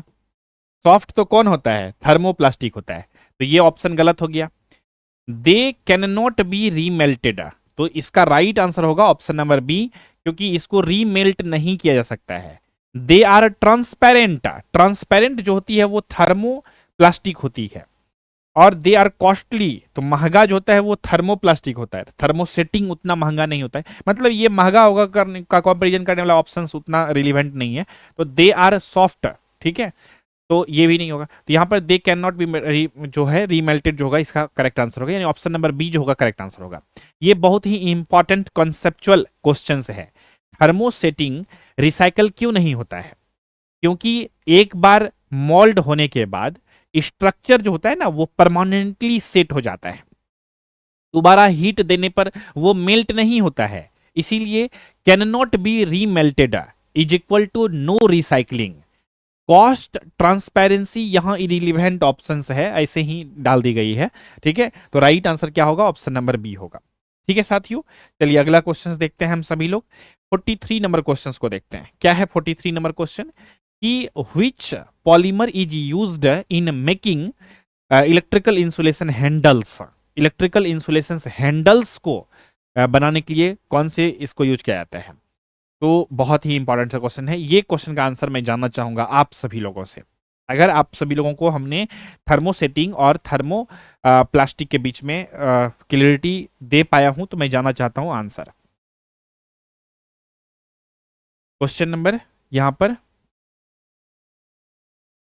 चलिए वेरी गुड, बहुत लोगों का आंसर सही आ रहा है, ठीक है।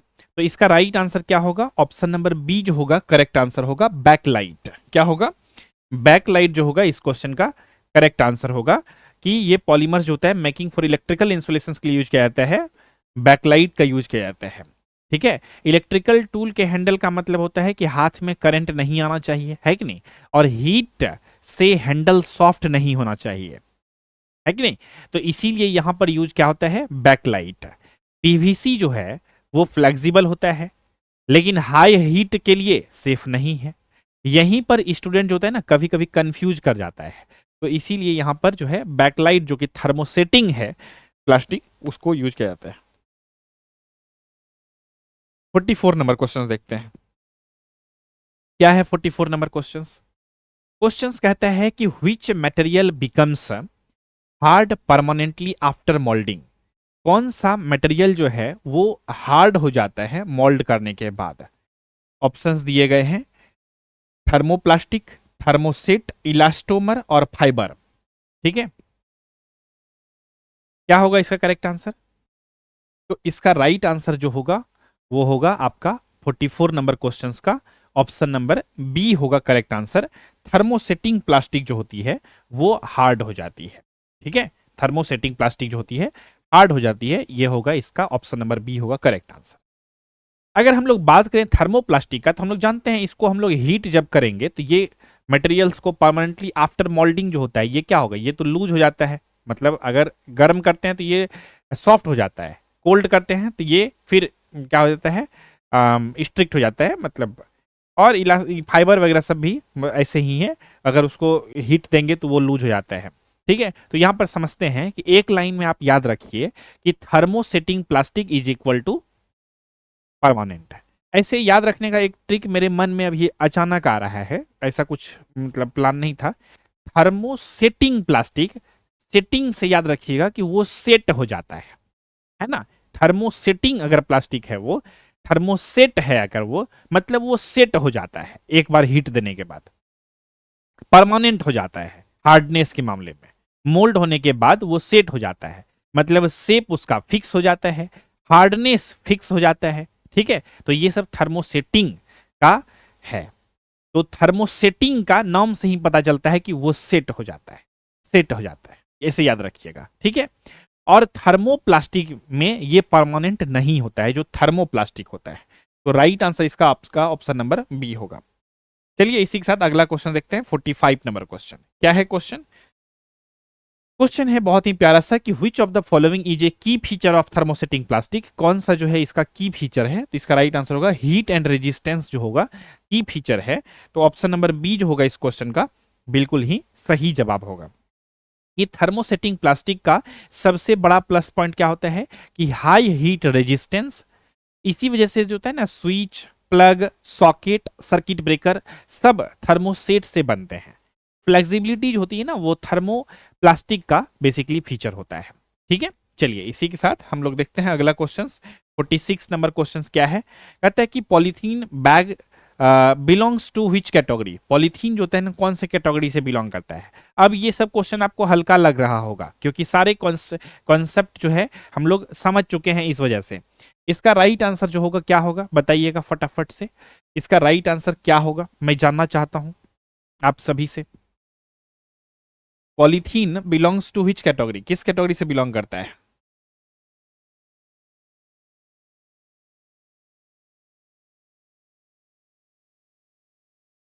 तो राइट आंसर क्या होगा इसका, ऑप्शन नंबर बी होगा, थर्मोप्लास्टिक का।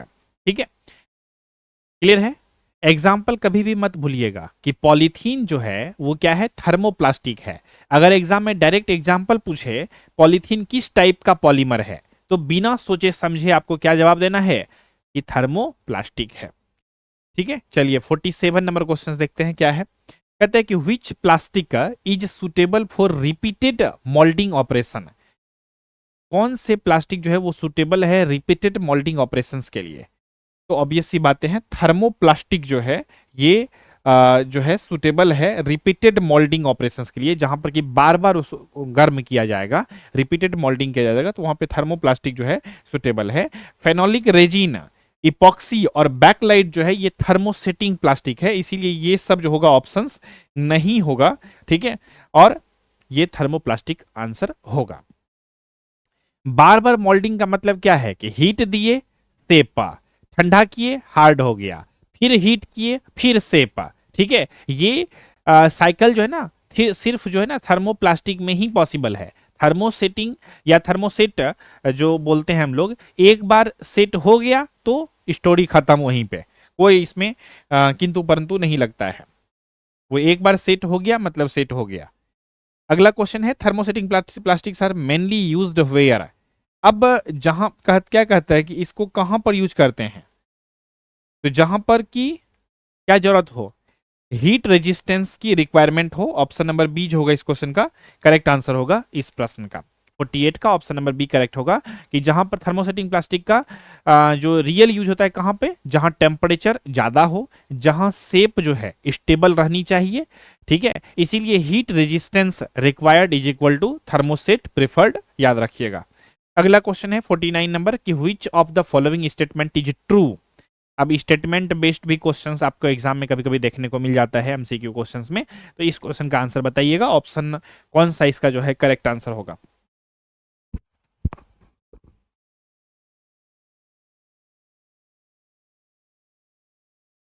कि which of the following statement is true.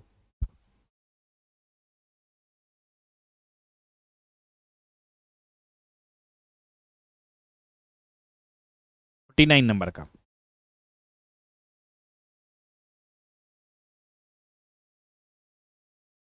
तो यहां पर जो है आंसर मोइना पाव का आता है। ऑप्शन नंबर ए, बी, सी सब आ गया है, तीनों आंसर आ गया है।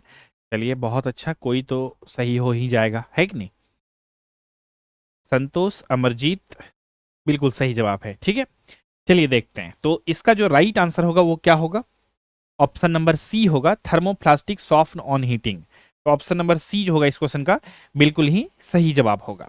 ठीक है, तो स्टेटमेंट को ध्यान से आप देखिए कि थर्मोप्लास्टिक जो है क्या है, सॉफ्ट हो जाता है हीट होने के बाद। ठीक है, ये स्टेटमेंट जो है ना बिल्कुल करेक्ट है। बाकी ऑप्शंस में क्या है, थर्मोसेट जो होगा क्या होगा, वो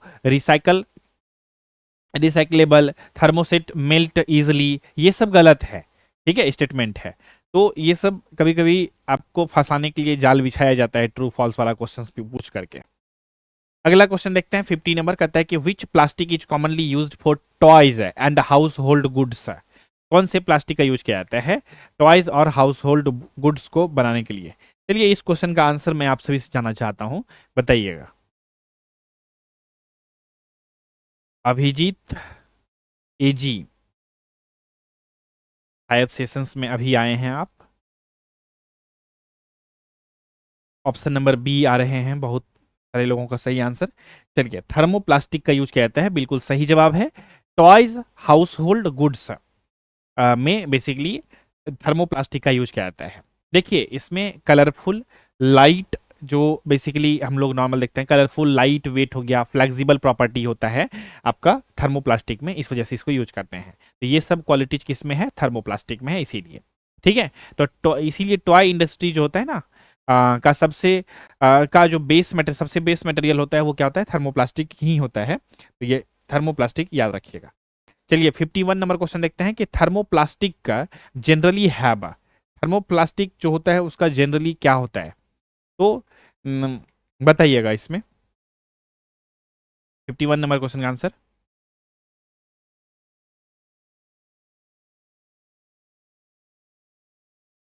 51 नंबर क्वेश्चन का आंसर बताइएगा, क्या होगा करेक्ट आंसर? 51 का होगा option number B, lower heat resistance. क्या होता है? Lower heat resistance. ठीक है। थर्मोप्लास्टिक का एक ड्रॉबैक भी याद रखिएगा, क्योंकि इसका हीट रेजिस्टेंस क्या होता है? लोअर होता है। लो हीट पे रेजिस्टेंस, ये low heat resistance easily gas stove के पास थर्मोप्लास्टिक जो होता है ना यूज नहीं होता है। पीएसयू एग्जाम में बैलेंस्ड क्वेश्चंस पूछा जाता है। ठीक है, तो सिर्फ एडवांटेज नहीं, तो कभी कभी डिसएडवांटेज भी पूछा जाता है, तो ये याद रखिएगा। अगला क्वेश्चन देखते हैं, 52 नंबर। पढ़िए क्वेश्चन, क्या है आंसर बताइए। Which property differentiate thermosets from thermoplastics in exams? कौन जो है प्रॉपर्टी इसको डिफ्रेंशिएट करता है?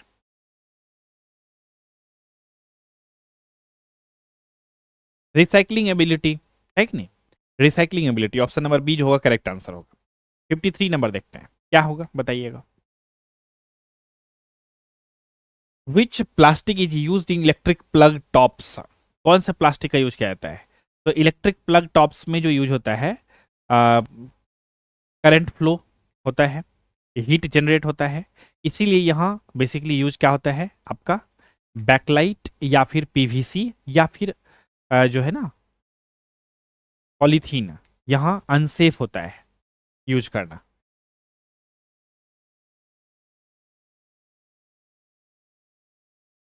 बताइए इसका क्या होगा, आप सभी लोग बताइए क्या होगा करेक्ट आंसर? सी, बैकलाइट। चलिए आगे बढ़ते हैं, सही है। 54 नंबर क्वेश्चन का आंसर बताइएगा। 54 नंबर क्वेश्चन का आंसर बताइएगा आप सभी लोग। Which polymer type is suitable for high temperature applications? High temperature applications के लिए कौन सा पॉलीमर सुटेबल है? ऑब्वियस सी बातें हैं, ऑप्शन नंबर बी होगा करेक्ट आंसर, थर्मोसेट। ठीक है, हाई टेम्परेचर एप्लीकेशंस के लिए थर्मोसेटिंग प्लास्टिक, क्योंकि उसका मेल्टिंग पॉइंट क्या होता है? हाई होता है, जो मेल्टिंग टेम्परेचर होता है। तो हाई टेम्परेचर एप्लीकेशंस के लिए रूल सिंपल याद रखिएगा, high temperature is equal to thermosetting. Thermoplastic heat में सॉफ्ट हो जाता है, इसीलिए रिजेक्ट कर देंगे थर्मोप्लास्टिक को। थर्मोसेटिंग जो होगा करेक्ट आंसर होगा। थर्मोप्लास्टिक्स आर यूजुअली, ठीक है, ये बताइएगा।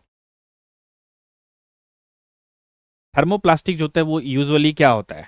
बहुत ही लचीला होता है, फ्लेक्सिबल होता है। ठीक है, तो याद रखिएगा, थर्मोप्लास्टिक्स जनरली क्या होते हैं?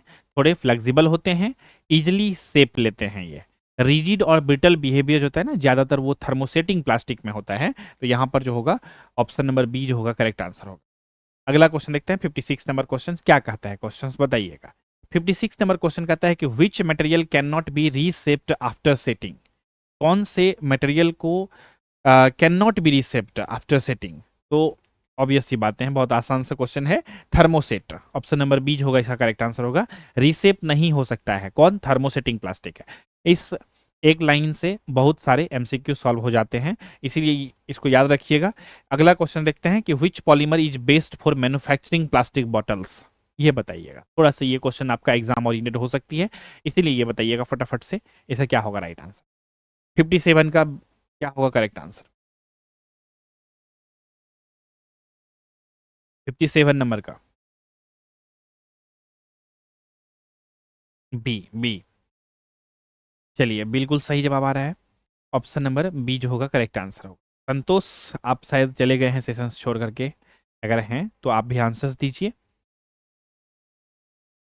चलिए, तो इसका क्या होगा राइट आंसर? इसका होगा ऑप्शन नंबर बी होगा करेक्ट आंसर। क्यों? क्योंकि जो हम सभी लोग जानते हैं, प्लास्टिक बॉटल्स का सिंपल लॉजिक क्या है कि वो लाइट वेट हो, सस्ता भी हो, रिसाइकल जो है इजीली हो सके, है ना। तो इसलिए यहाँ पे इंडस्ट्री का बेस जो होता है ना, वो थर्मोप्लास्टिक होता है। तो ऑप्शन नंबर बी जो होगा इसका करेक्ट आंसर होगा। 58 नंबर क्वेश्चन देखते हैं,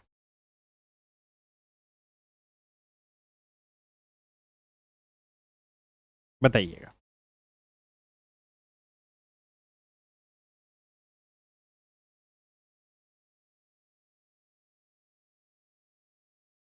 रिसाइकलिंग इजिली जो है यहाँ पे ऑप्शन नंबर क्या होगा? 58 नंबर क्वेश्चन का आंसर क्या होगा? ऑप्शन नंबर बी होगा इसमें। थर्मोसेटिंग प्लास्टिक का बात हो रहा है, तो ऑप्शन नंबर बी जो कि आप सभी का बिल्कुल सही जवाब है। सबका ऑप्शन नंबर बी आ रहा है कि ये हीट रेजिस्टेंट होगा। ठीक है, थर्मोसेटिंग प्लास्टिक का समरी हम लोग को पता ही है कि वो थर्मोसेटिंग प्लास्टिक जो है रिसाइकलेबल नहीं होता है, फ्लेक्सिबल नहीं है, हीट रेजिस्टेंस। इसीलिए एग्जाम में थर्मोसेटिंग दिखे तो हीट रेजिस्टेंस याद रखिएगा। ठीक है, ऑप्शन नंबर बी जो होगा इसका करेक्ट आंसर होगा। विच प्लास्टिक का is used in circuit breaker? क्या होगा इसका राइट आंसर?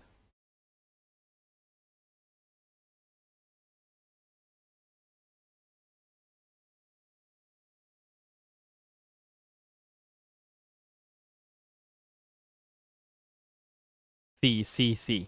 चलिए, वेरी गुड। अब आप सभी लोगों को थर्मोप्लास्टिक और थर्मोसेटिंग प्लास्टिक के सारे कॉन्सेप्ट लगभग में, मतलब ऑलमोस्ट क्लियर हो ही गए हैं सभी का।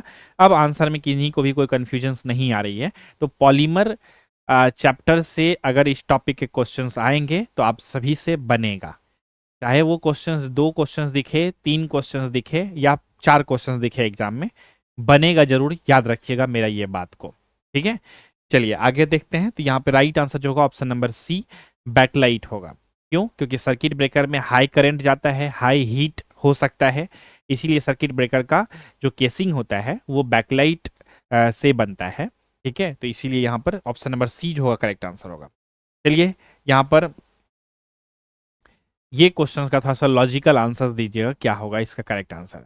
60 नंबर क्वेश्चन का राइट आंसर क्या होगा बताइएगा आप सभी लोग कि व्हाई थर्मोसेट्स आर नॉट रिसाइकल्ड? क्यों थर्मोसेट्स जो होता है उसको रिसाइकल नहीं किया जा सकता है?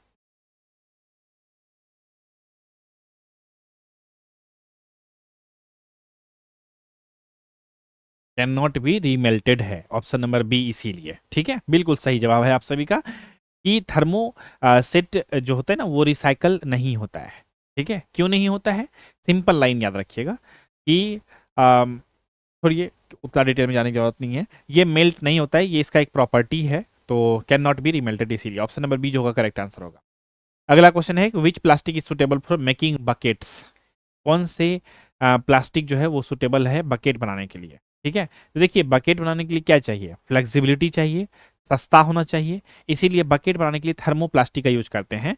थर्मो सेटिंग से बकेट बनाना बिल्कुल इलॉजिकल है, इसीलिए यहाँ पे थर्मोप्लास्टिक ऑप्शन नंबर बी जो होगा इसका करेक्ट आंसर होगा। आगे है 62 नंबर क्वेश्चन कि थर्मोप्लास्टिक सॉफ्ट बिकॉज, थर्मोप्लास्टिक जो होती है वो, थर्मोप्लास्टिक को जब हम लोग गर्म करते हैं तो वो सॉफ्ट हो जाता है, तो ऐसा क्यों होता है?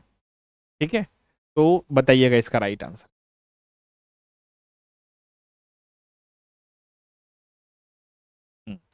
62 नंबर क्वेश्चन का आंसर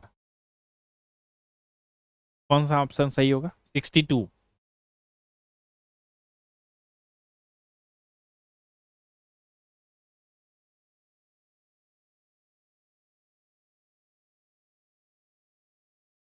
चलिए, 62 का ऑप्शन नंबर बी आ रहा है आप सभी का। फिजिकल सॉफ्टनिंग ऑन हीटिंग, गर्म करने पर भौतिक नरमी हो जाती है उसमें, तो ऑप्शन नंबर बी जो होगा इसका करेक्ट आंसर होगा कि थर्मोप्लास्टिक जो होता है ना वो सॉफ्ट होता है क्योंकि कोई भी केमिकल रिएक्शंस नहीं होती है, सिर्फ फिजिकल सॉफ्टनिंग होती है, इसीलिए हीट रिमूव करते ही वो क्या हो जाता है, वापस हार्ड हो जाता है। तो राइट आंसर जो होगा इसका ऑप्शन नंबर बी होगा। इसी के साथ क्वेश्चन नंबर 63 देखते हैं क्या है questions. Which plastic is used in kitchen utensils handles? बता दीजिएगा इसका आंसर। सिंपल है। ऑप्शन नंबर बी होगा इसका, बैकलाइट जो होगा इसका करेक्ट आंसर होगा। ठीक है। किचन हैंडल्स में, किचन के यूटेंसिल्स के हैंडल में डायरेक्ट हीट का एक्सपोजर होता है। सॉफ्ट सॉरी सेफ्टी का यहाँ पर जरूरत है, सेफ्टी इंपॉर्टेंट है, इसीलिए यहाँ से मतलब यहाँ पे यूज जो होता है वो बैकलाइट यूज होता है। ठीक है, तो ये याद रखिएगा। ठीक है। Which polymer type shows permanent shape after moulding? Thermosetting, option number B जो होगा करेक्ट आंसर होगा। आगे बढ़ते हैं। Thermoplastics are mainly preferred for mass produced items because, चलिए ये बताइएगा इसका आंसर। क्वेश्चन नंबर 65 का आंसर आप सभी लोग बताइएगा।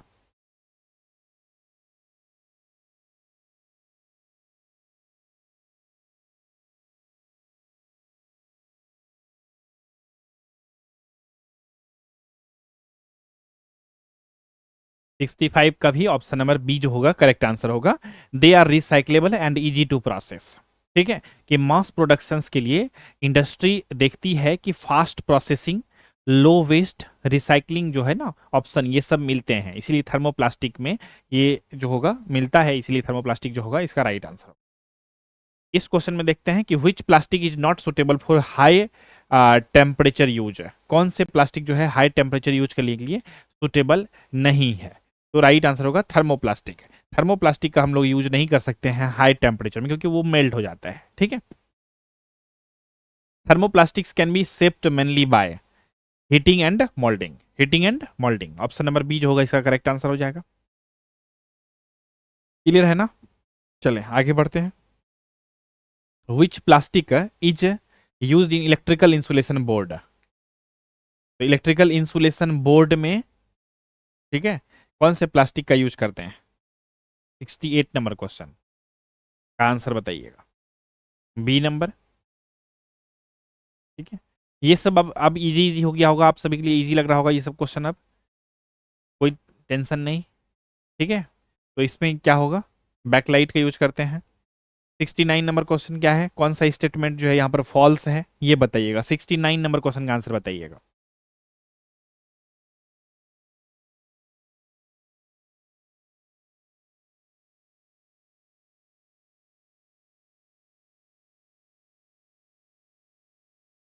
69 नंबर क्वेश्चन का आंसर बताइएगा।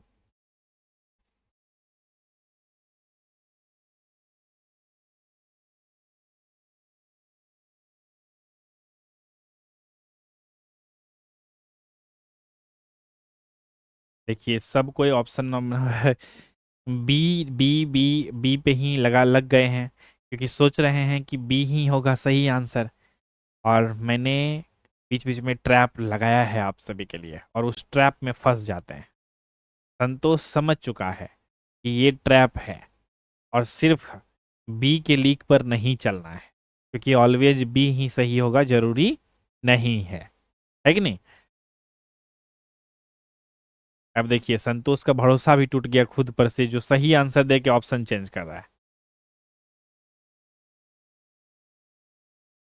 सोमनाथ महतो, आप शायद अभी आए हैं सेशन में या पहली बार कमेंट कर रहे हैं। सोमनाथ महतो ऑप्शन सी बता रहे हैं।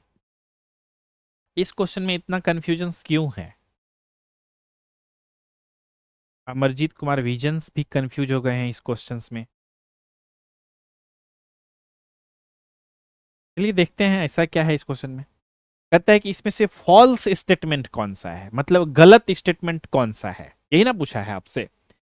Thermoplastics can B remoulded, thermoplastics को रिमोल्ड किया जा सकता है, थर्मोप्लास्टिक को रिमोल्डेड। ठीक है, ये बात तो सही भी बोला गया है। ठीक है, ठीक है। Thermosets are recyclable, option number B. Thermosets को रिसाइकल किया जा सकता है? नहीं किया जा सकता है। तो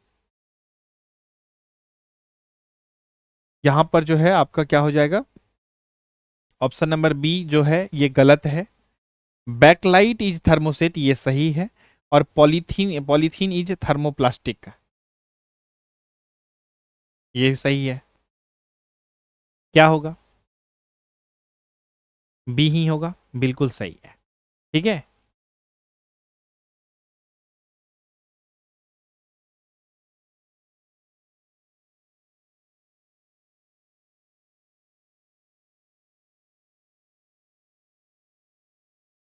तो राइट आंसर क्या होगा इसमें? थर्मोसेट्स जो है वो रिसाइक्लेबल होता है। ये बात गलत है ना, थर्मोसेटिंग प्लास्टिक को रिसाइकल तो नहीं कर सकते हैं। ठीक है, इसीलिए ऑप्शन नंबर बी जो होगा इसका करेक्ट आंसर होगा, तो जिनका भी बी था वो सही हो गया। ठीक है,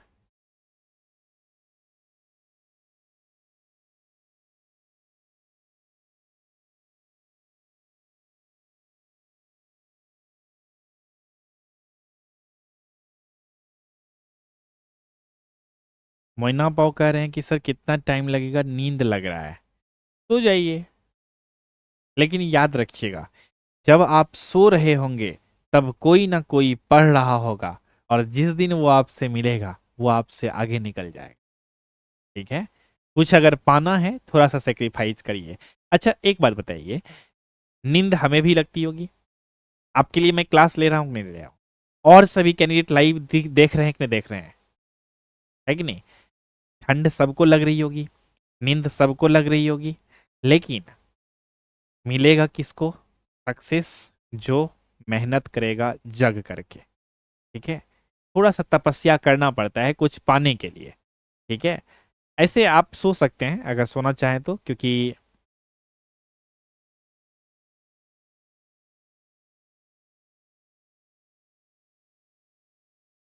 ठीक है, तो सोने के लिए सो सकते हैं, क्योंकि ऑनलाइन है आजकल तो सारा कुछ आपको बाद में सुबह में भी आप इस सेशंस को देख सकते हैं। लेकिन मैं कहूँगा कि लाइव सेशंस देखने का कुछ एक अलग मजा है। आप अगर लाइव हमें देखते हैं, हमें भी खुशी मिलती है कि आप सभी लोग जगे हुए हैं हमारे साथ। अगर यहीं पे सब कोई चले जाएंगे लाइव से, तो मैं अकेले सेशंस को लूंगा। हालांकि वो एनर्जी है, वो पॉजिटिविटी भी है मेरे में, कि एक ही स्टूडेंट देखेगा तो भी मैं लाइव सेशन को कंटिन्यू रखूंगा। लेकिन अभी खुशी के साथ एक नेक्स्ट लेवल का जो एनर्जी है, ये थोड़ा सा हल्का सा मतलब जो होती है कम हो जाती है, कि एक ही बच्चा देख रहा है ना? तो इसीलिए आप लोग भी बने रहिए। 125 क्वेश्चन है, और जो इजी जी क्वेश्चन है उसको मैं स्किप करते जा रहा हूँ जल्दी जल्दी। ठीक है, जो आएंगे कॉन्सेप्ट वाला वहां पर मैं एक्सप्लेन भी करते चलूंगा।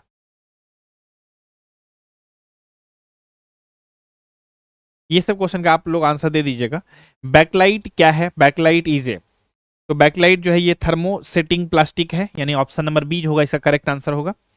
आगे बढ़ते हैं। Bakelite is preferred for electrical applications because it is, यहाँ पे जो है ना ये सब क्वेश्चंस के आंसर अब आप लोग दे दीजिएगा, हमें लगता है। Bakelite is commonly used for making electrical switches, electrical switches option number B हो जाएगा। ये सब क्वेश्चन का आंसर तो आप लोग दे दीजिएगा। Bakelite belongs to which polymer category?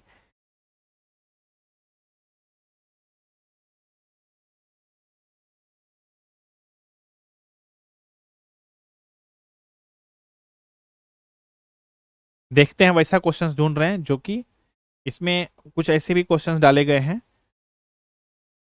Which feature distinguishes backlight for thermoplastics? Permanent hardness and modeling. Backlight is mainly used where heat resistance is required. Which of the following is a limitations of backlight?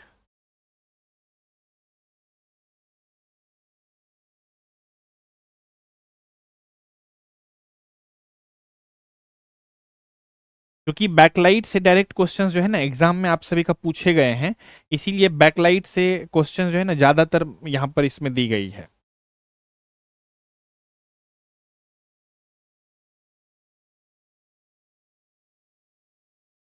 तो साथियों almost जो है ना हम लोग सारा concept को complete कर ही लिए हैं, अब कोई कॉन्सेप्ट नहीं है। जस्ट मैं यहाँ पे एक चीज बताना चाहूंगा कि कुछ 25 जो है, जो टॉप 25 क्वेश्चंस जो है ना हमने यहाँ पे आप सभी के लिए डाला है, जो कि पीएसयू के अलग अलग पीएसयूज में ये क्वेश्चंस पूछे गए हैं। इसको हमने अलग से इस पीडीएफ में डलवा दिया है, ताकि इसको भी आप सभी लोग देख लीजिएगा। क्योंकि ये जो है ना जितने भी अलग अलग पीएसयू, जैसे एचपीसीएल हो गया या फिर और सब पीएसयू में इस तरह के क्वेश्चंस पूछे गए हैं पास्ट ईयर में, तो इसको भी अलग से एडिशनली हमने डलवा दिया है, तो इसको भी देख लीजिएगा। 20 क्वेश्चंस ये है। तो आज जो है ना आपका ये पॉलीमर चैप्टर जो है ना पूरा कंप्लीट ही हो गया है। किसी भी प्रकार का डाउट, क्वेश्चन, कंफ्यूजन आप सभी को नहीं रहा होगा आज की सेशंस में, मैं ऐसा उम्मीद करता हूँ। और जो है अब जो है इस सेशंस को आप सभी लोग जो है ना अच्छे से देख लीजिएगा, रिवीजन कर लीजिएगा। और मैं यही कहूँगा इम्पॉर्टेंट बात कि आप सभी के लिए जो है ना पीडीएफ्स अपलोड हो रहे हैं एमसीक्यू का। ये सेशंस तो मैं आप सभी के लिए कर ही रहा हूँ, लेकिन पैरेलली आप सभी लोग जो है ना उस पीडीएफ्स को भी अच्छे से सॉल्व कीजिए, उसको रिवीजन करिएगा। मुझे बहुत यकीन है अपने कंटेंट पे, अपने क्वेश्चंस पे, कि इससे बाहर कुछ भी नहीं आएगा। अगर कोई कैंडिडेट ईमानदारी पूर्वक अच्छे से अपना इफर्ट लगाता है तो एग्जाम में क्वेश्चन उससे बनेगा। हो सकता है एग्जाम में क्वेश्चन आपसे सेम टू सेम भी देखने को मिल जाए, ठीक है, लेकिन जो है सेम टू सेम क्वेश्चंस जो है अगर नहीं भी मिलेंगे रेयर केस में, तो क्वेश्चंस इसी सब टाइप के रहेंगे। इसीलिए बहुत ही मैं आप सभी को जो है ईमानदारी पूर्वक, बहुत ही दावे के साथ, कॉन्फिडेंस के साथ मैं कहना चाहूँगा कि जो भी चीज़ों को आप सभी को प्रोवाइड की जा रही है उसको अच्छे से करिए। IUCL में जो है SK ट्यूटोरियल से इस साल भी 83 कैंडिडेट प्लस का सिलेक्शन हुआ है हमारे पेड बैच से, और पॉसिबिलिटी है साथियों कि इस बैच से भी इस बार फिर बहुत ज्यादा नंबर ऑफ कैंडिडेट का सिलेक्शन होगा। ये मैं रिकॉर्डेड आपको ऐप पर बोल रहा हूं, यूट्यूब पर मैं नहीं बोल रहा हूं कि वहां पर कैंडिडेट को मैं बताऊं कि 83 कैंडिडेट का सिलेक्शन हुआ है तो ये सोच करके हमारा कोर्स ले लेंगे। ये एक रियलिटी है और आप लोग ऑलरेडी हमारे साथ जुड़े हुए हैं। तो इसीलिए साथियों, अगर आप चाहते हैं आपका सिलेक्शन हो तो आपको थोड़ा सा इफर्ट लगाना पड़ेगा, क्योंकि पढ़ना आपको होगा, डायरेक्शन और कंटेंट हमारा होगा, और मोटिवेशन का जहां तक बात रही वो हमारी तरफ से आप सभी को मिलते रहेगी। लेकिन मेहनत आपको करनी होगी, मेहनत करेंगे तो आपको जनरली जो है ना सफलता मिल जाएगी IUCL एग्जामिनेशंस में, ठीक है। तो उम्मीद करते हैं ये सभी बातें आप सभी को समझ में आ गई होगी। अब आप सभी के लिए 1 से 2 मिनट जो है आप सभी से मैं बातें करना चाहता हूं।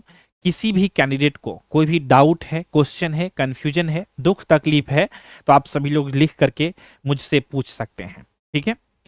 अभिजीत लिखते हैं कि sir live first time live class, feeling good, thank you sir and good night. Thank you so much Abhijit.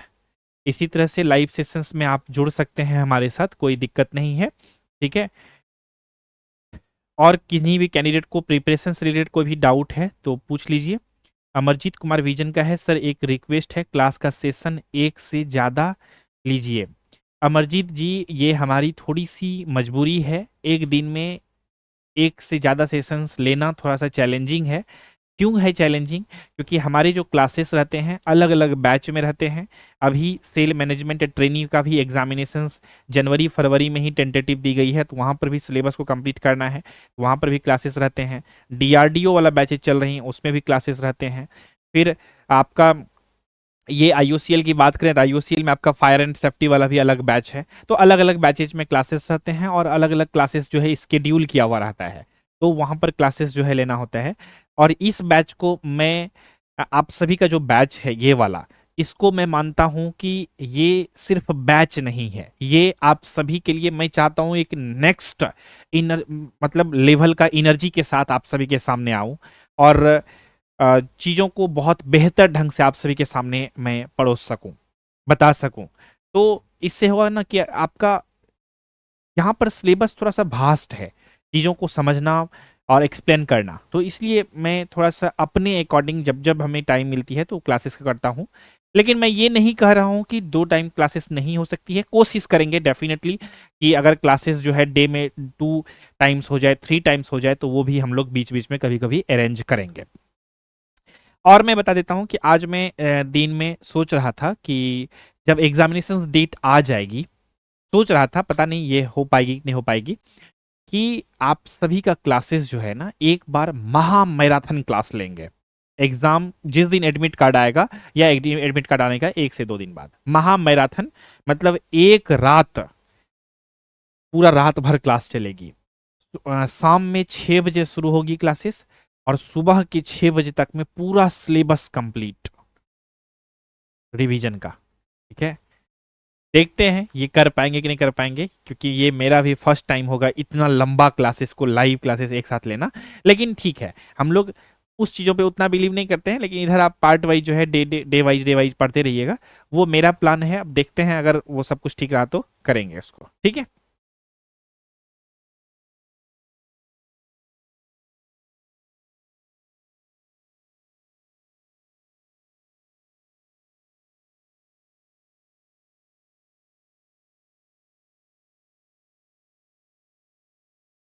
Moina पाव का फर्स्ट सेशन, अच्छा।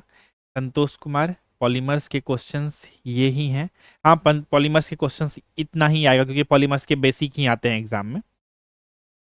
गुड नाइट, फर्स्ट टाइम इतना देर पढ़ रहा हूँ। ठीक है, good night Moina. Non stop कोशिश करेंगे नॉन स्टॉप करने का, लेकिन ये मेरे लिए पहली बार है तो चैलेंजिंग भी है, देखेंगे। ठीक है, कोशिश करेंगे।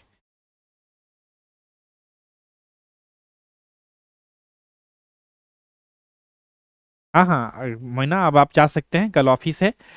डेफिनेटली बहुत सारे कैंडिडेट हमारे साथ वर्किंग भी जुड़े हुए हैं। ठीक है, चलिए सभी को गुड नाइट एवरीवन। मिलेंगे हम लोग अगले सेशंस में। ठीक है, तब तक के लिए नमस्कार, जय हिंद, वंदे मातरम।